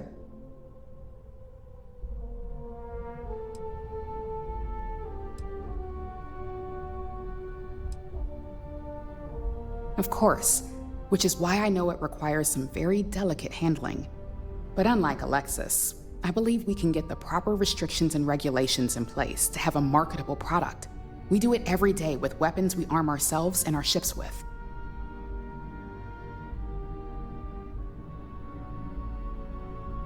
The possible backlash on tech like this is not lost on me.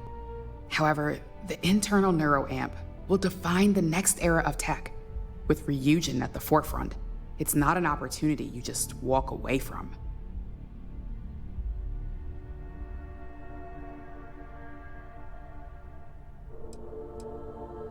Not when you word it like that. But a product that can settle disputes or help broaden someone's point of view? Then you really have something that consumers will buy into. Well, it seems your talents really do stretch beyond just being an operative. Good talk. Maybe I'll even consult you on future endeavors.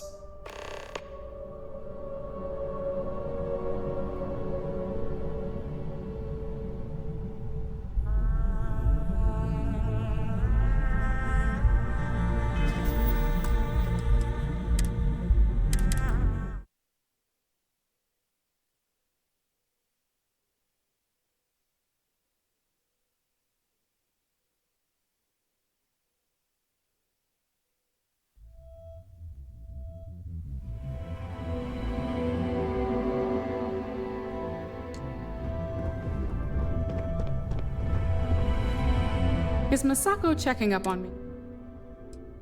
In this business, there's always... We just need to grab... I'm all about free PR. I'm sure I can squeeze enough...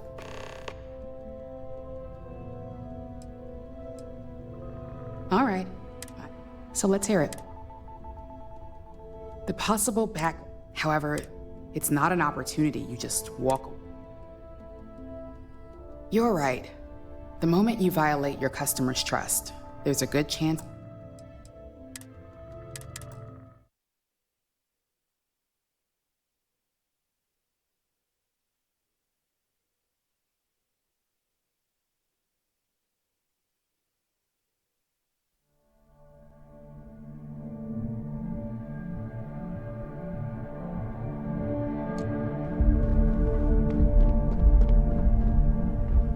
Is Masako checking up? In this business, we just need to grab it. I'm all about free PR. I'm sure I can... All right. So let's hear it. The possible backlash on tech... However, the internal... It's not an opportunity. Of course there is. You just have to know the right way to spin it. As any good marketing person knows, the public doesn't know what they want until we tell them. Well, it seems your talents really do.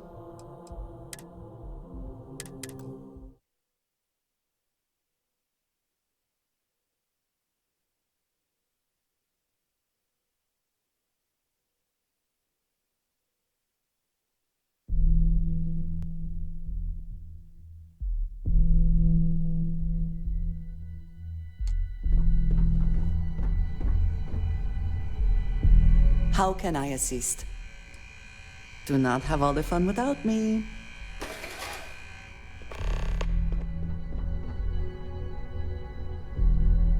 Is Masako checking up on me? In this business, there's all... We just need to grab it. I'm all about free PR. I'm sure I can squeeze... All right. So let's hear it. The possible backlash. However, the internal... It's not an opportunity. You're right.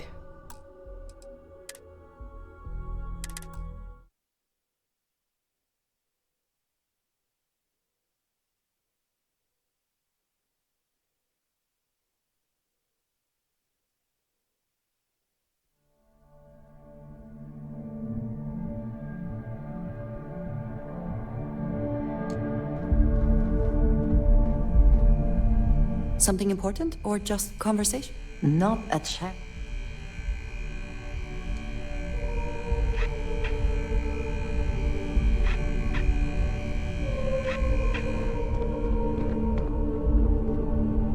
Is Masako checking up on me to make sure I'm on her side?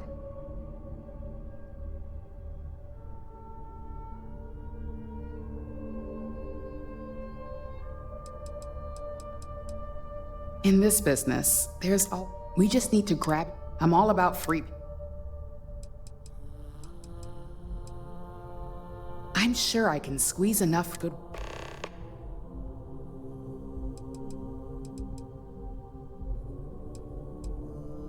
Sounds like you've got a bit of your own agenda going on. The possible backlash. However, the It's not an opportunity. You're right. The moment you... Even worse. Well, it seems your talents really do stretch beyond just being an operative. Good talk. Maybe I'll even consult you on future endeavors.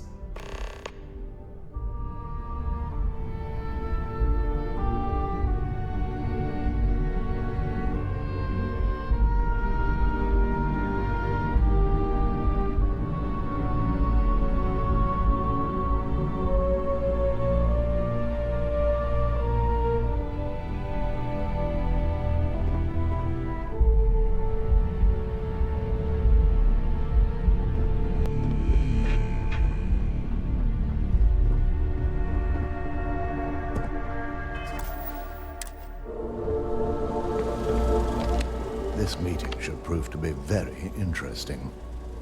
I assume Masako briefed you on her preferred outcome.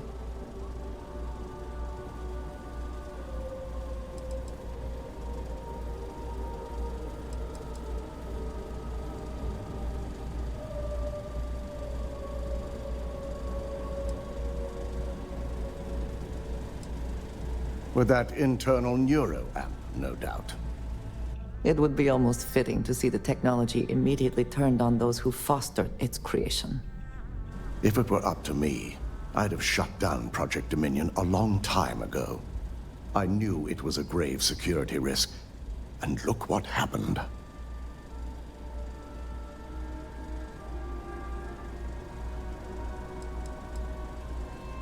It's not often, but yes. And I'm not the only board member that initially voted against moving forward with the research. Completely. I understand the success it can bring for the corporation, but my only concern here is security. It's not that the board majority fails to see the dangers. It's that they believe we can overcome them. That hubris could easily bring this corporation down one day. I only hope it won't be on my watch.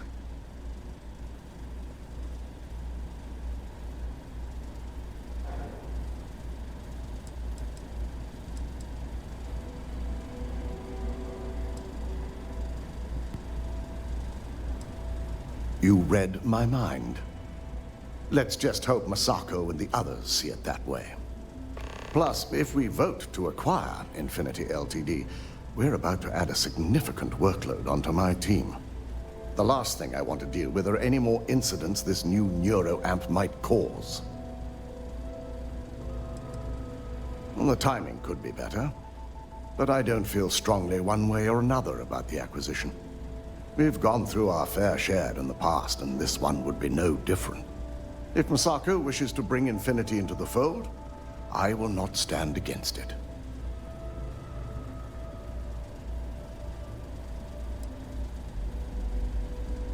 I imagine we're looking at months of work. Infinity Ltd. is obviously not known for their security. I only hope that Masako and the others will be patient with the process. Now, if you'll excuse me, I have some preparations to make. We'll be announcing Ularu's termination of employment at this meeting, so I need to have security ready to escort her off the premises.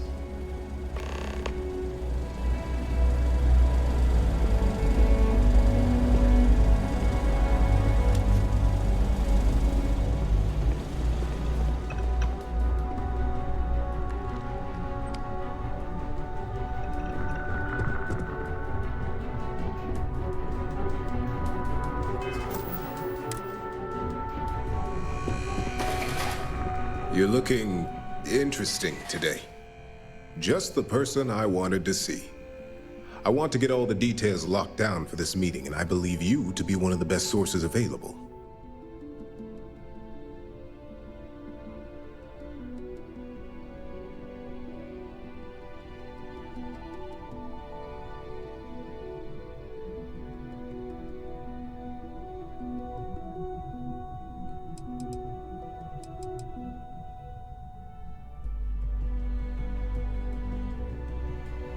Good. I prefer first-hand feedback when available. You've had the chance to encounter members of Infinity Ltd. Throughout your assignments here. Do you think they're worth redemption? And why? You can tell a lot by just looking at a workspace or simply observing a person in their business environment. Perhaps I mistakenly assumed that as an operative here, observation was a talent of yours. You can tell a lot by just looking at a workspace or simply observing a person in their business environment.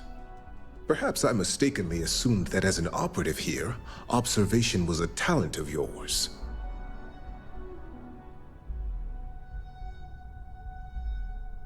Saving the jobs of thousands is altruistic, which is not a luxury corporations have. It's a financial burden. It would be a huge undertaking on my part.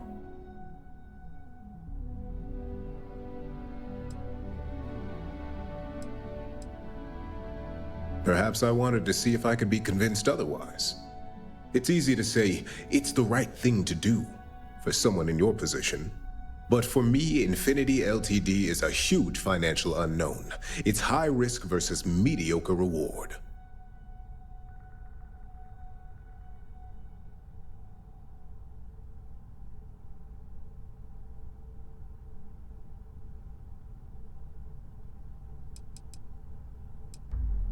That is a plea more well spent on Genevieve or Alexis.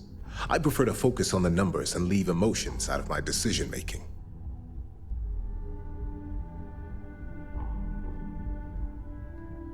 This is true. Infinity never had the financial resources to match our salary offers. Getting what few capable employees they have at half the salary we typically pay here could have major payoffs in the long run. Next question. What is your opinion on how Masako handled the mole situation?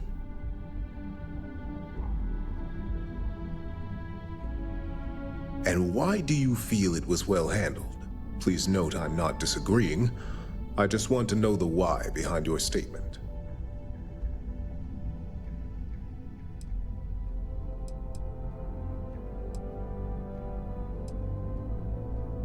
I agree. Should Masako had informed us too early, we may have all turned on each other. I appreciate the insight. I suppose I should ask if there's anything I can do for you, considering how helpful you've been. It's the next big step for Ryujin Industries. Financially, it'll keep us secure for years to come. There's no doubt it's our future.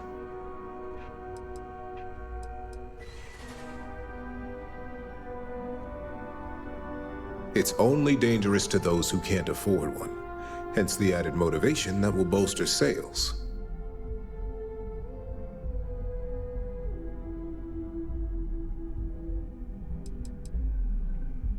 The guarantee depends on if we're willing to make the financial commitment to outfitting each employee with at least a shielding component.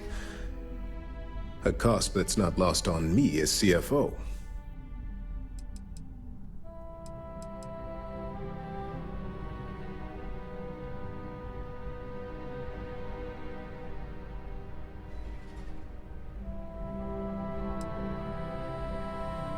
Ah, your companion. I would be interested in another perspective. You are naive if you think tech like this will remain under control. Think of the Neuroamp in the hands of a Varun Zealot or Crimson Fleet pirate. It is not a matter of if it will happen, but a matter of when. Will you be equipped to handle the repercussions when that day comes? What makes you so certain this is inevitable? Not that I doubt the scenario. Simple. It is human nature. Nuclear weapons, chemical warfare, xeno-warfare, mechs. Enemies and competitors will get their hands on this tech eventually and reverse engineer it to use however they see fit. I admit, you've properly pushed my concerns to the very edge. Your friend here is quite convincing. The internal neuroamp does indeed come with risks, none of which I am inclined to take anymore. This has been rather enlightening for me. I appreciate the time.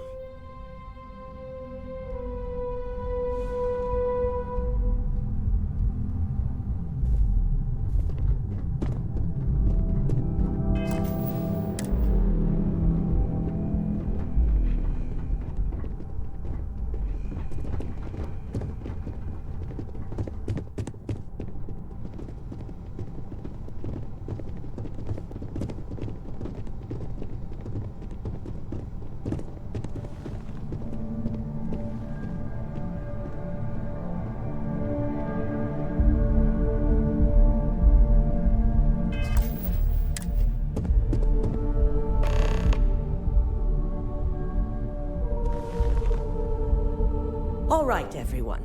As you all know, we've successfully exposed Infinity Ltd's botched human trials and murder for hire through SSNN. The public is outraged. Had Lucas not been a casualty in our plans, I'm sure they'd be demanding his head. Ryujin will be launching a statement, but I believe now is the perfect time to acquire Infinity Ltd.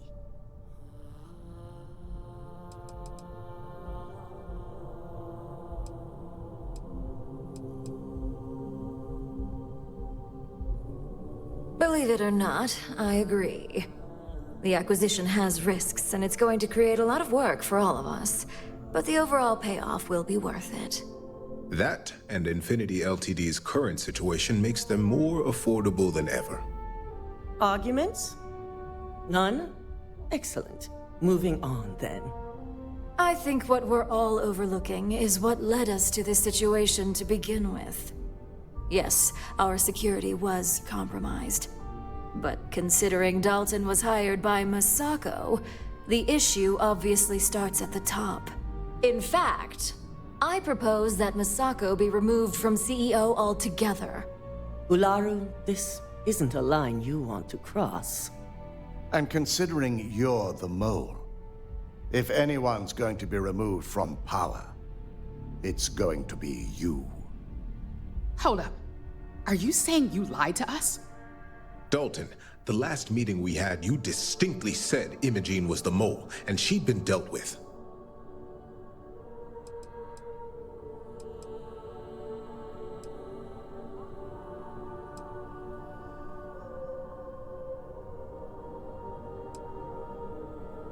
Do you even have any proof to back up this outrageous claim? Of course we do. The malicious code you hid on this slate to upload incriminating evidence against Masako onto Lucas Drexler's computer. To put it bluntly, Ularu, you're fired. Security will hold you in your office until a proper exit interview can be done. This isn't right. I should at least have the opportunity to resign. And allow you to still be marketable to a competitor? I don't think so. This may be news to me, and I will be reviewing the evidence closely. But this isn't something you just get to walk away from.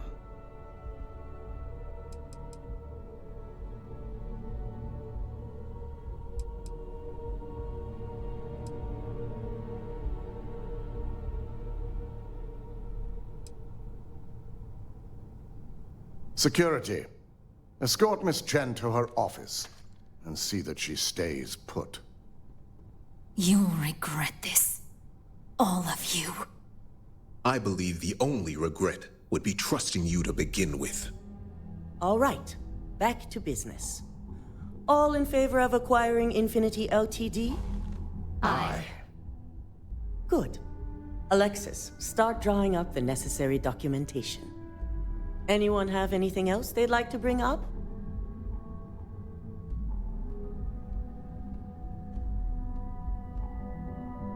Well? The internal neuroamp is a key component of Ryujin Industries' success for the next 10 years, if not more. Why would we shelve it after we've finally perfected it?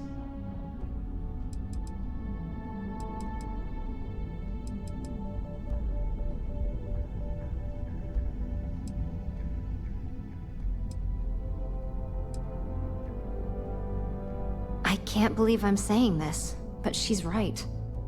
Regardless of the pros, the cons are too morally and ethically irresponsible to move forward with. The moment the public gets wind of the true capabilities of this tech, we're gonna suffer severe backlash. Very well. All in favor of shelving Project Dominion? Aye. Vina, prep Project Dominion for storage. Any other matters to bring forth? None? This concludes our order of business for today. If only there were more hours in the day. Shelving the internal neuroamp. Not the outcome I anticipated.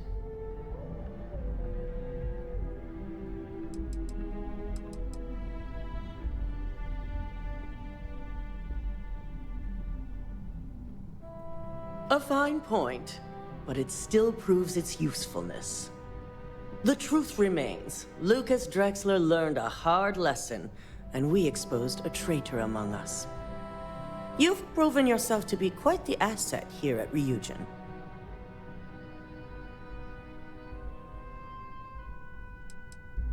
It's well earned and deserved. I truly appreciate the work you put into exposing Ularu. No operative has ever had to investigate our own to the extent that you did. I can imagine it may have been a lot of pressure, considering you were fairly new at the time. There was no honor in Ularu's plan. It did not deserve to succeed.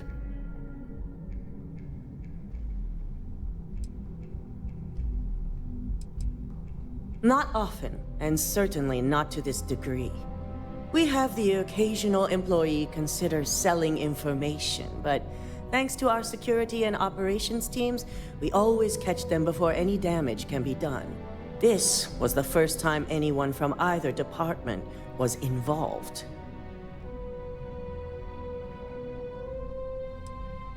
My thought exactly. Imogene's instincts were right about you. Now, as promised, I have your bonus. I hope you'll find it appropriate for all you've done. And I'm promoting you to senior operative. You've more than earned it.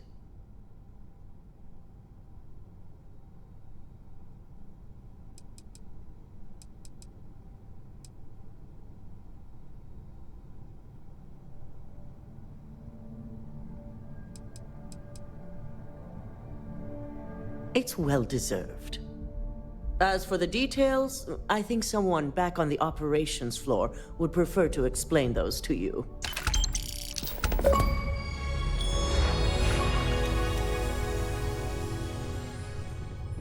I have things I wish to discuss with you. When you have time. I suppose now you can add climbing the corporate ladder to your list of accomplishments. I think it is perhaps for the best that the research program will come to an end. Where that neuroamp technology could lead, there are many bad outcomes. Too many. I was going to say that everyone with an internal neuroamp all trying to control each other would be the worst. But perhaps even more dangerous would be only one person managing to control everyone else.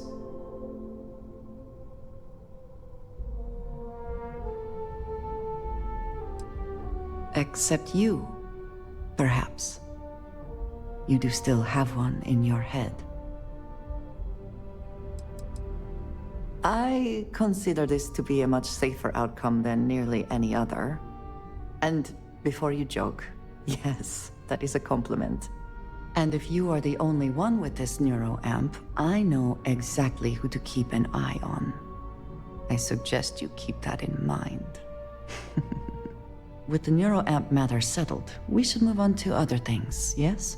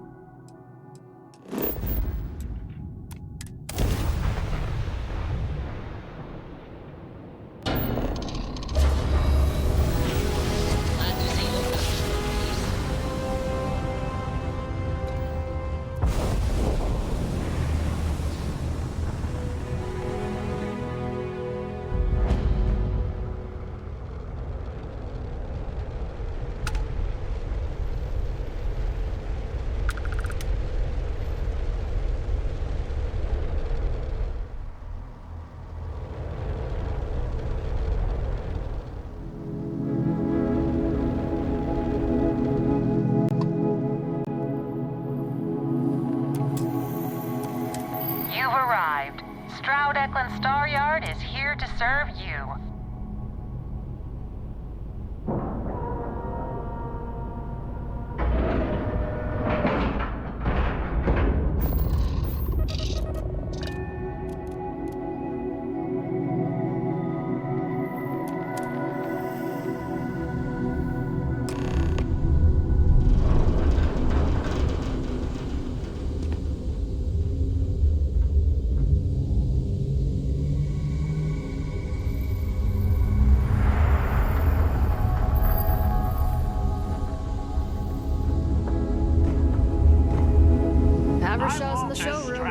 Goodbye. And on behalf of Stroud Eklund, welcome. Walter is quite proud of what his company has accomplished.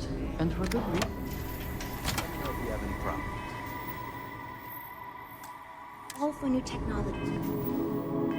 Jeez, but your average consumer doesn't need that sort of maneuvering capability. And Mike is saying there are technical reasons your design and won't work. Oh, this must be Walter's consultant friend. Please, come join us. We've been waiting for you. Hi there. Hello.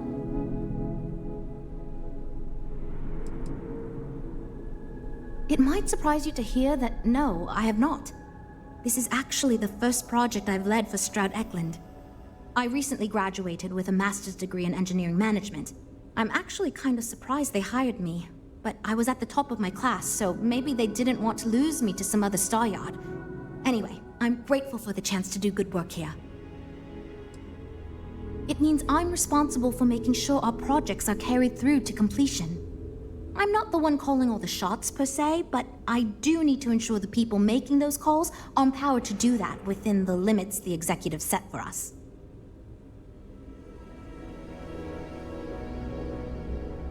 You must be Walter's colleague. He informed me that you'd be taking charge of Project Kepler despite the fact that we have a fully dedicated R&D staff already assigned to it. But that's okay. I'm sure that even though you have virtually no experience with this, you'll do a great job.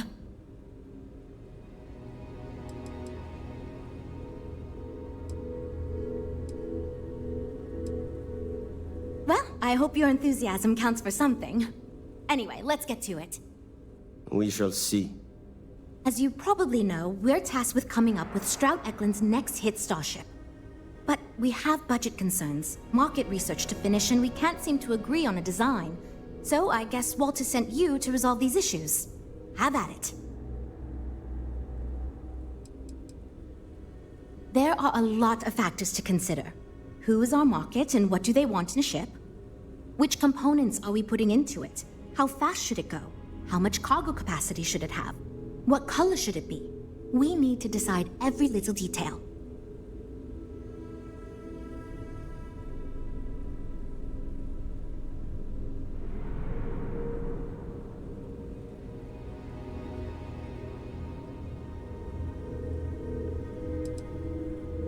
Sure, I'm Jules, R&D project lead. Was the one making all the big decisions. I suppose I just coordinate now. You already heard from Frank. He's lead designer on the project, focused on the look and feel of the ships. There's Ella, another senior designer. She focuses on some of the more technical designs of ships. Went to school with Frank.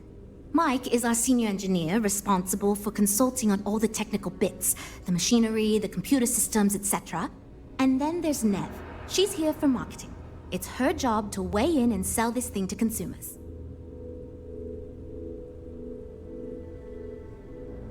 Okay, good. So, before we can do anything, we need to resolve the budget issue. We were charged with building the newest, hottest ship on the market, which won't be possible unless we petition the board for more money. So we have two new budget proposals. One will allow us to build what I consider to be a very sensible ship, but we'll have to make some tough design cuts. The other will allow us much more flexibility to put whatever we want into the ship. It's what I call the kitchen sink proposal. I don't love it, but it'll be next to impossible to approve. What should we go with?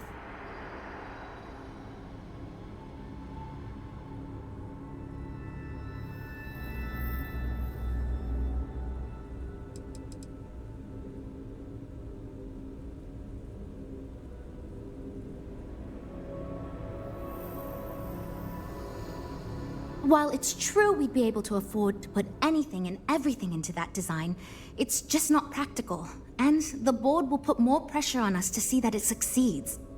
I worry that without constraints, my team will be disincentivized to focus this ship in any given direction, and they'll try to cram in everything but the kitchen sink, hence the name. Who knows what kind of monstrosity we'd create if we tried to incorporate all of our designs? And would something that expensive actually sell?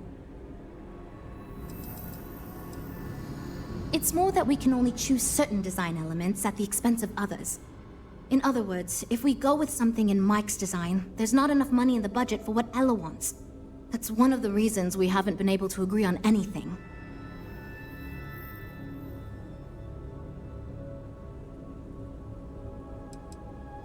I'd love to, seriously. It would be a huge win for us if we came in under or at that budget. But none of the viable designs for this project can be made for that amount. I've already rejected that budget, so I have to go to the board regardless. And since you're now responsible for the major decisions, which budget proposal we go with falls on you.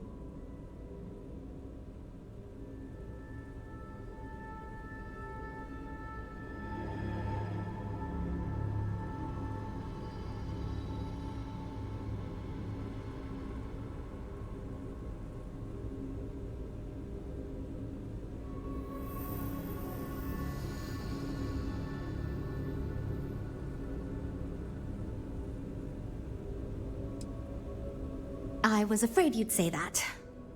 Look, I'm the one who has to go to the board with this proposal, so before I can convince them this is going to be worth it, you're going to need to convince me.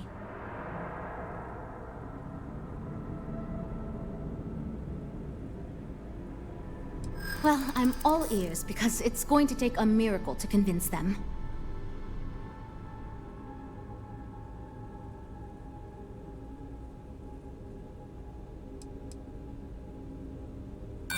No offense, but you don't know the board like I... Well, there's always room for personal improvement, I suppose. I hadn't considered it that way. It gives us some wiggle room if we need to try some things, and if we come in way under budget, it'll look good. Maybe listening to you could prove to the higher-ups that I'm more capable than they think. Okay, I think you made some good points. I'll go to the board with the kitchen sink proposal and get that approved. Well, Jules, it seems you have your work cut out for you. Great, that's one problem solved. I'll go forward with that budget proposal and we can move on. Next, we need to gather some market data. The best way to do this is to outfit your ship with some sensors and take it through some real-world scenarios so we can make more informed design decisions.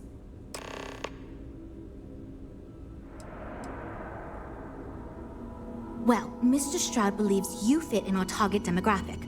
We heard about some of your adventures, and we tend to agree that getting data from someone like you will be helpful. Frankly, most of our test pilots played a little too safe, and the scenarios we run don't push the limits as much as we can get away with legally. But luckily, we don't have those same concerns with you, because you're not technically employed by us, and Walter trusts you.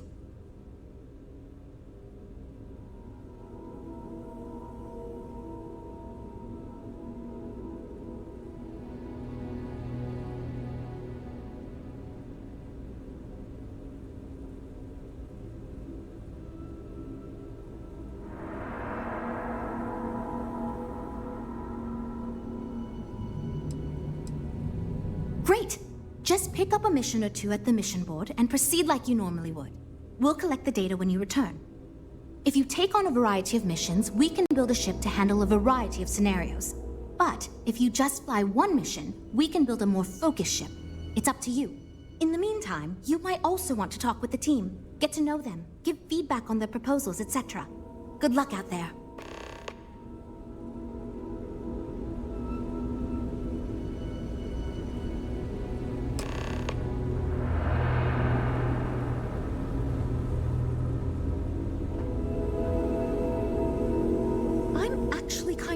We finalized the budget. That was relatively... So, you're Walter's friend. I know he chose you to head this project as some sort of favor. Honestly, as senior technical designer, I was hoping to receive that honor, but there's always next time. Regardless, I'm excited to help you out. Do you have any experience building spaceships? Good. We were worried you knew nothing, and this would be a complete disaster. As long as you are willing to listen to us, we may still avoid that outcome.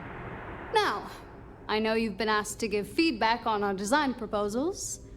Would you care for a brief synopsis of mine? I'm the most senior designer on this project, for one. Despite all the acclaim he gets, I actually referred Frank to his current design position. He and I were in the same design program when we went to get our degrees back in uni. We support each other as friends as much as possible. Even when we disagree. I love my job here. But I dream one day of working for a small startup or running my own design firm so I can work on custom ships instead of mass-produced products. Of course. But first, let me ask you this. What pilot demographic is currently being underserved by the current starship market?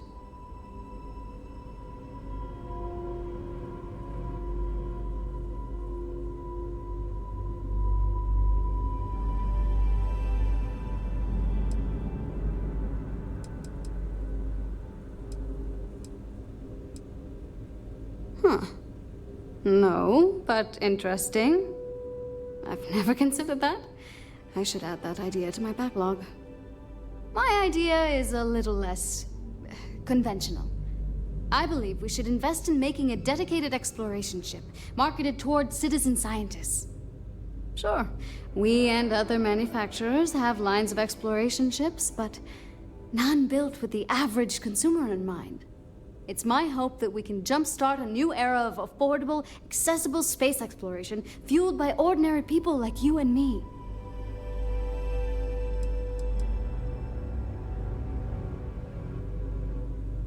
I'd start with a small ship profile. It won't need much storage or passenger capacity. Then, of course, you would want an advanced grav drive to reach deep space and plenty of energy for extended flights. In order to keep costs down, it likely doesn't need expensive weapon systems or defensive measures. It won't need those where it's going. And of course, high-end scanners and other scientific equipment is a must.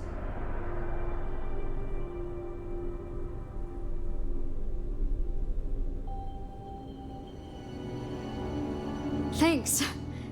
Let me tell you, we would not regret going with my idea. This is a chance to do something that will truly inspire future generations.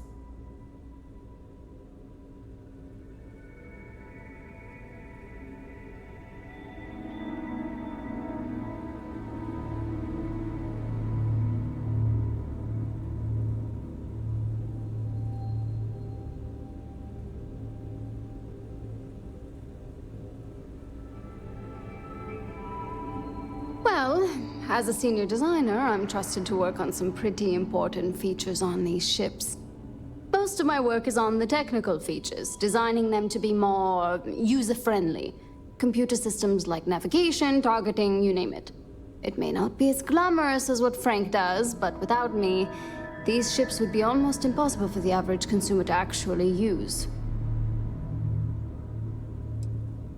Why do I feel like answering this could be a trap coming from someone who was sent here by Walter to step in and take over our project?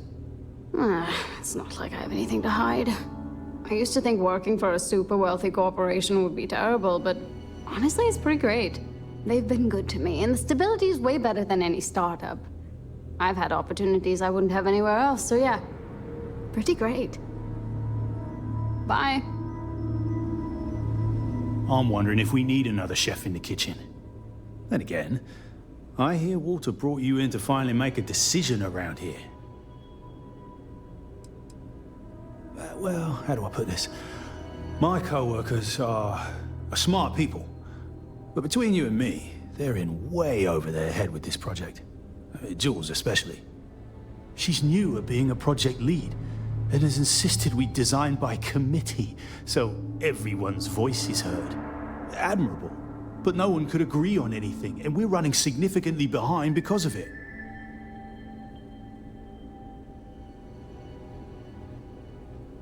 Good. Just so long as you don't push us to make anything too nutty. I think your decisiveness will put us back on the right track. Speaking of which, I think my plan will get us where we need to be as quickly and efficiently as possible. It's simple, no frills, and most importantly, won't cause me any major headaches on the engineering side. Let me tell you, all the creative minds around here are so concerned with designing the most innovative and fancy ships possible. They never stop to think about the kind of work it takes to do that in a reasonable time frame. Yes, we're engineers. Our job is to make the bloody impossible possible. But that doesn't mean it's easy or practical. That and there's never enough of us to go around.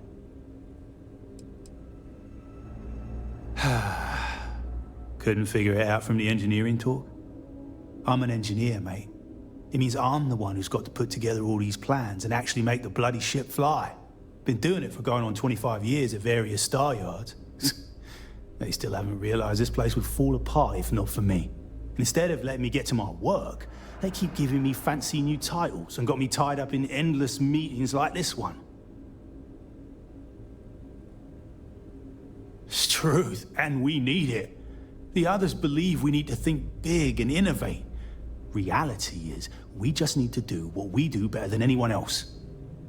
So I'm thinking, there's loads of fighters. No sense in mucking about with that again. And we've already got one of the best luxury liners in the biz. What I figure is, the cargo running business is booming, and no one's quite built a personal craft like that to serve the working class folk. Nothing fancy, no frills. Just a simple, sturdy, inexpensive ship with cargo room up the wazoo and make it so easy my cousin's little moppet could fly it. Our objective should be to build a huge ship with plenty of cargo room while keeping the costs low.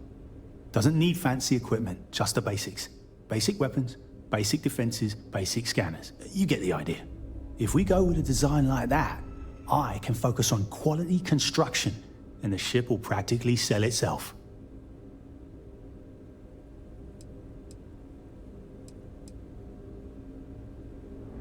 Wait, really? I was expecting we'd have to argue a bit more than that.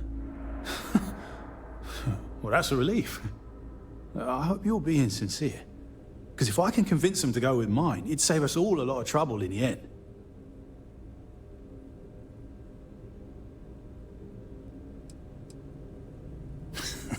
Yeah, that's me, innit? Been here since the start of the company. Done engineering for going on 30 years total. But I keep telling them, it's senior, not lead engineer. I've got no interest in being lead. Too much management. Not enough tactile work. And yet here I am. Resigned to my fate on the R&D team. I assume you mean the company and not the people. Because even if I didn't already think so, I'd tell you that both Walter and Issa are great. The company's still kind of young as far as Star Yards go, but it seems to be going in the right direction, despite what it may look like. I've been doing this for a while at other Star Yards, and so far, we're avoiding a lot of the mistakes some of the older corps have made. Nope, not really. I like to think I don't have the ego for it. I've got nothing to prove, and I don't rightly care to make my mark on the industry. But all I want to do is build the best damn starships I can, not get bogged down with all the excess particulars.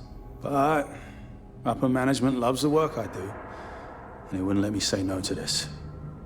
I guess they needed someone to keep everyone's heads out of the clouds, so here I am. Hope we didn't scare you off, huh? Hi. Need something? Oh, no. Well, it's just...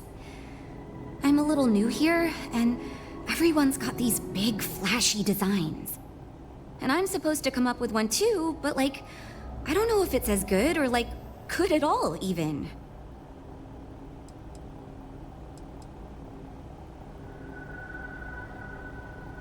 Thank you for saying that, but, like, really? I don't know. Whatever. Here goes. So, I was thinking that we could really use a recreational craft in our fleet. But not like super luxurious like our Adonis pleasure yacht, something marketed more towards families. Something Mom and Dad could pack up and take the kids on vacation. You probably think that's stupid, right?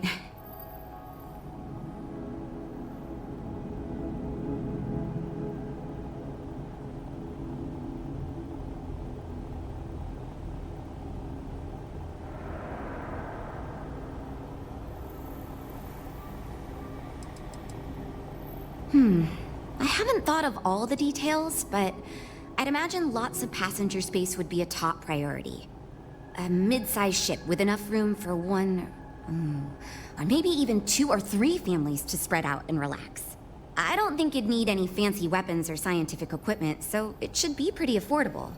Families don't want to spend a fortune, so keeping the cost low will help guarantee plenty of sales. I used to go off-world camping with my family when I was a kid. The other families we met always complained their ships weren't quite adequate for family vacations. They never had enough room, and the kids would always fight. I've done some market research, and no ship manufacturer seems to be making ships for things like this. Which means even if the demand is low, we can fill this niche and still sell a lot.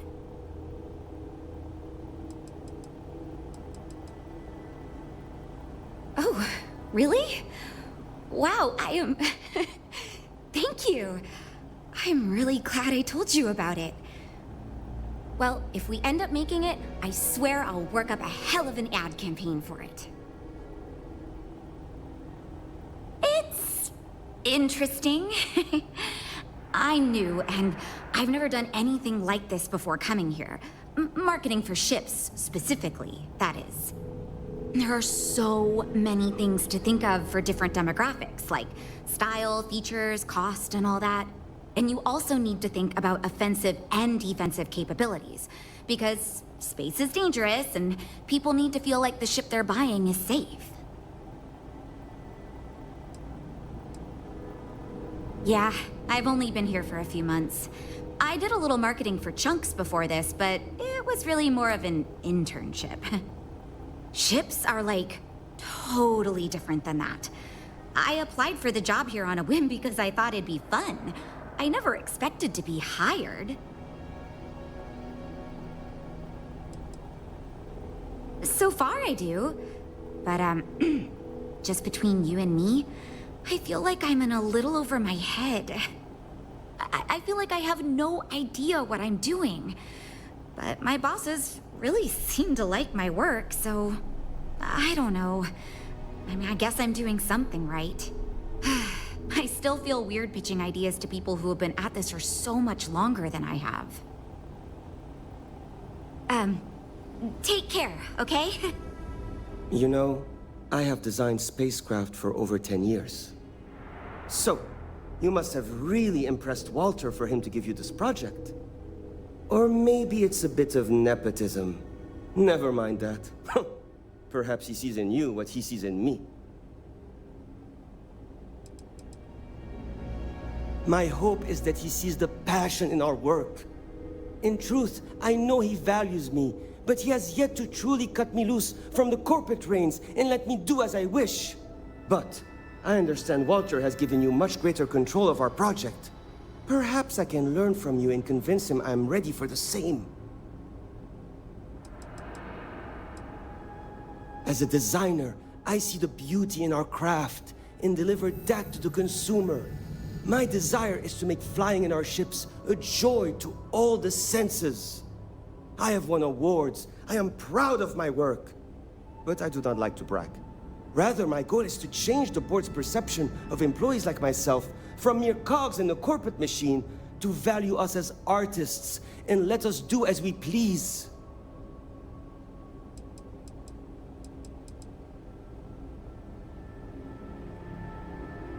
Ah, yes. At least you may be more open to my ideas than my colleagues.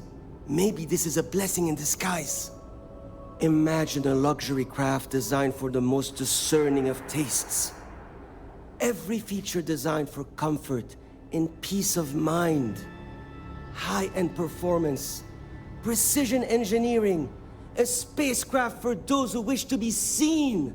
This will be the most elite personal craft on the market.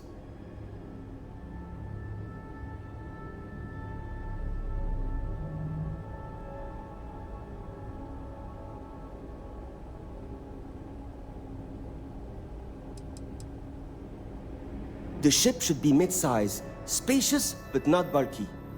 We'll want to build it with the highest quality, most expensive modules available. It should feel safe but not threatening. Focus on defensive measures, not aggressive weaponry. Above all, you should be able to picture your favorite celebrity, or Walter himself, flying this ship and influencing others to buy as well.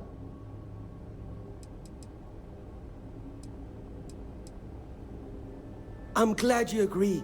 Such an ostentatious luxury craft will be the envy of everyone in the settled systems.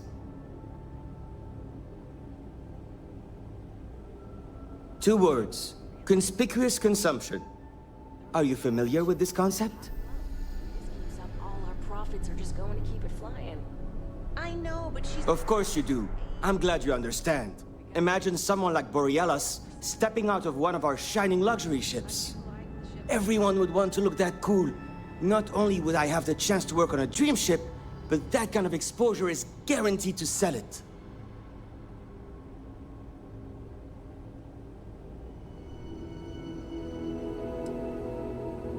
Because I am the lead designer on the project, it is literally my job to design it.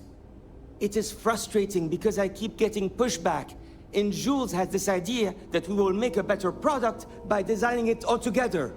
Since everyone has equal say, it led us to a standstill.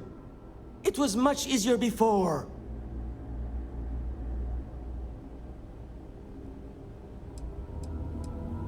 Just because I do not like how corporate we have become, doesn't mean I don't like getting paid. Besides, with every successful ship I design, I believe I can influence the company to shift away from typical corporate bullshit and back to taking risks by pursuing art and innovation. Then again, here we are. I'd rather be in a ship that can defend itself. I don't want to be a target. Maybe the venture... Yeah. See you.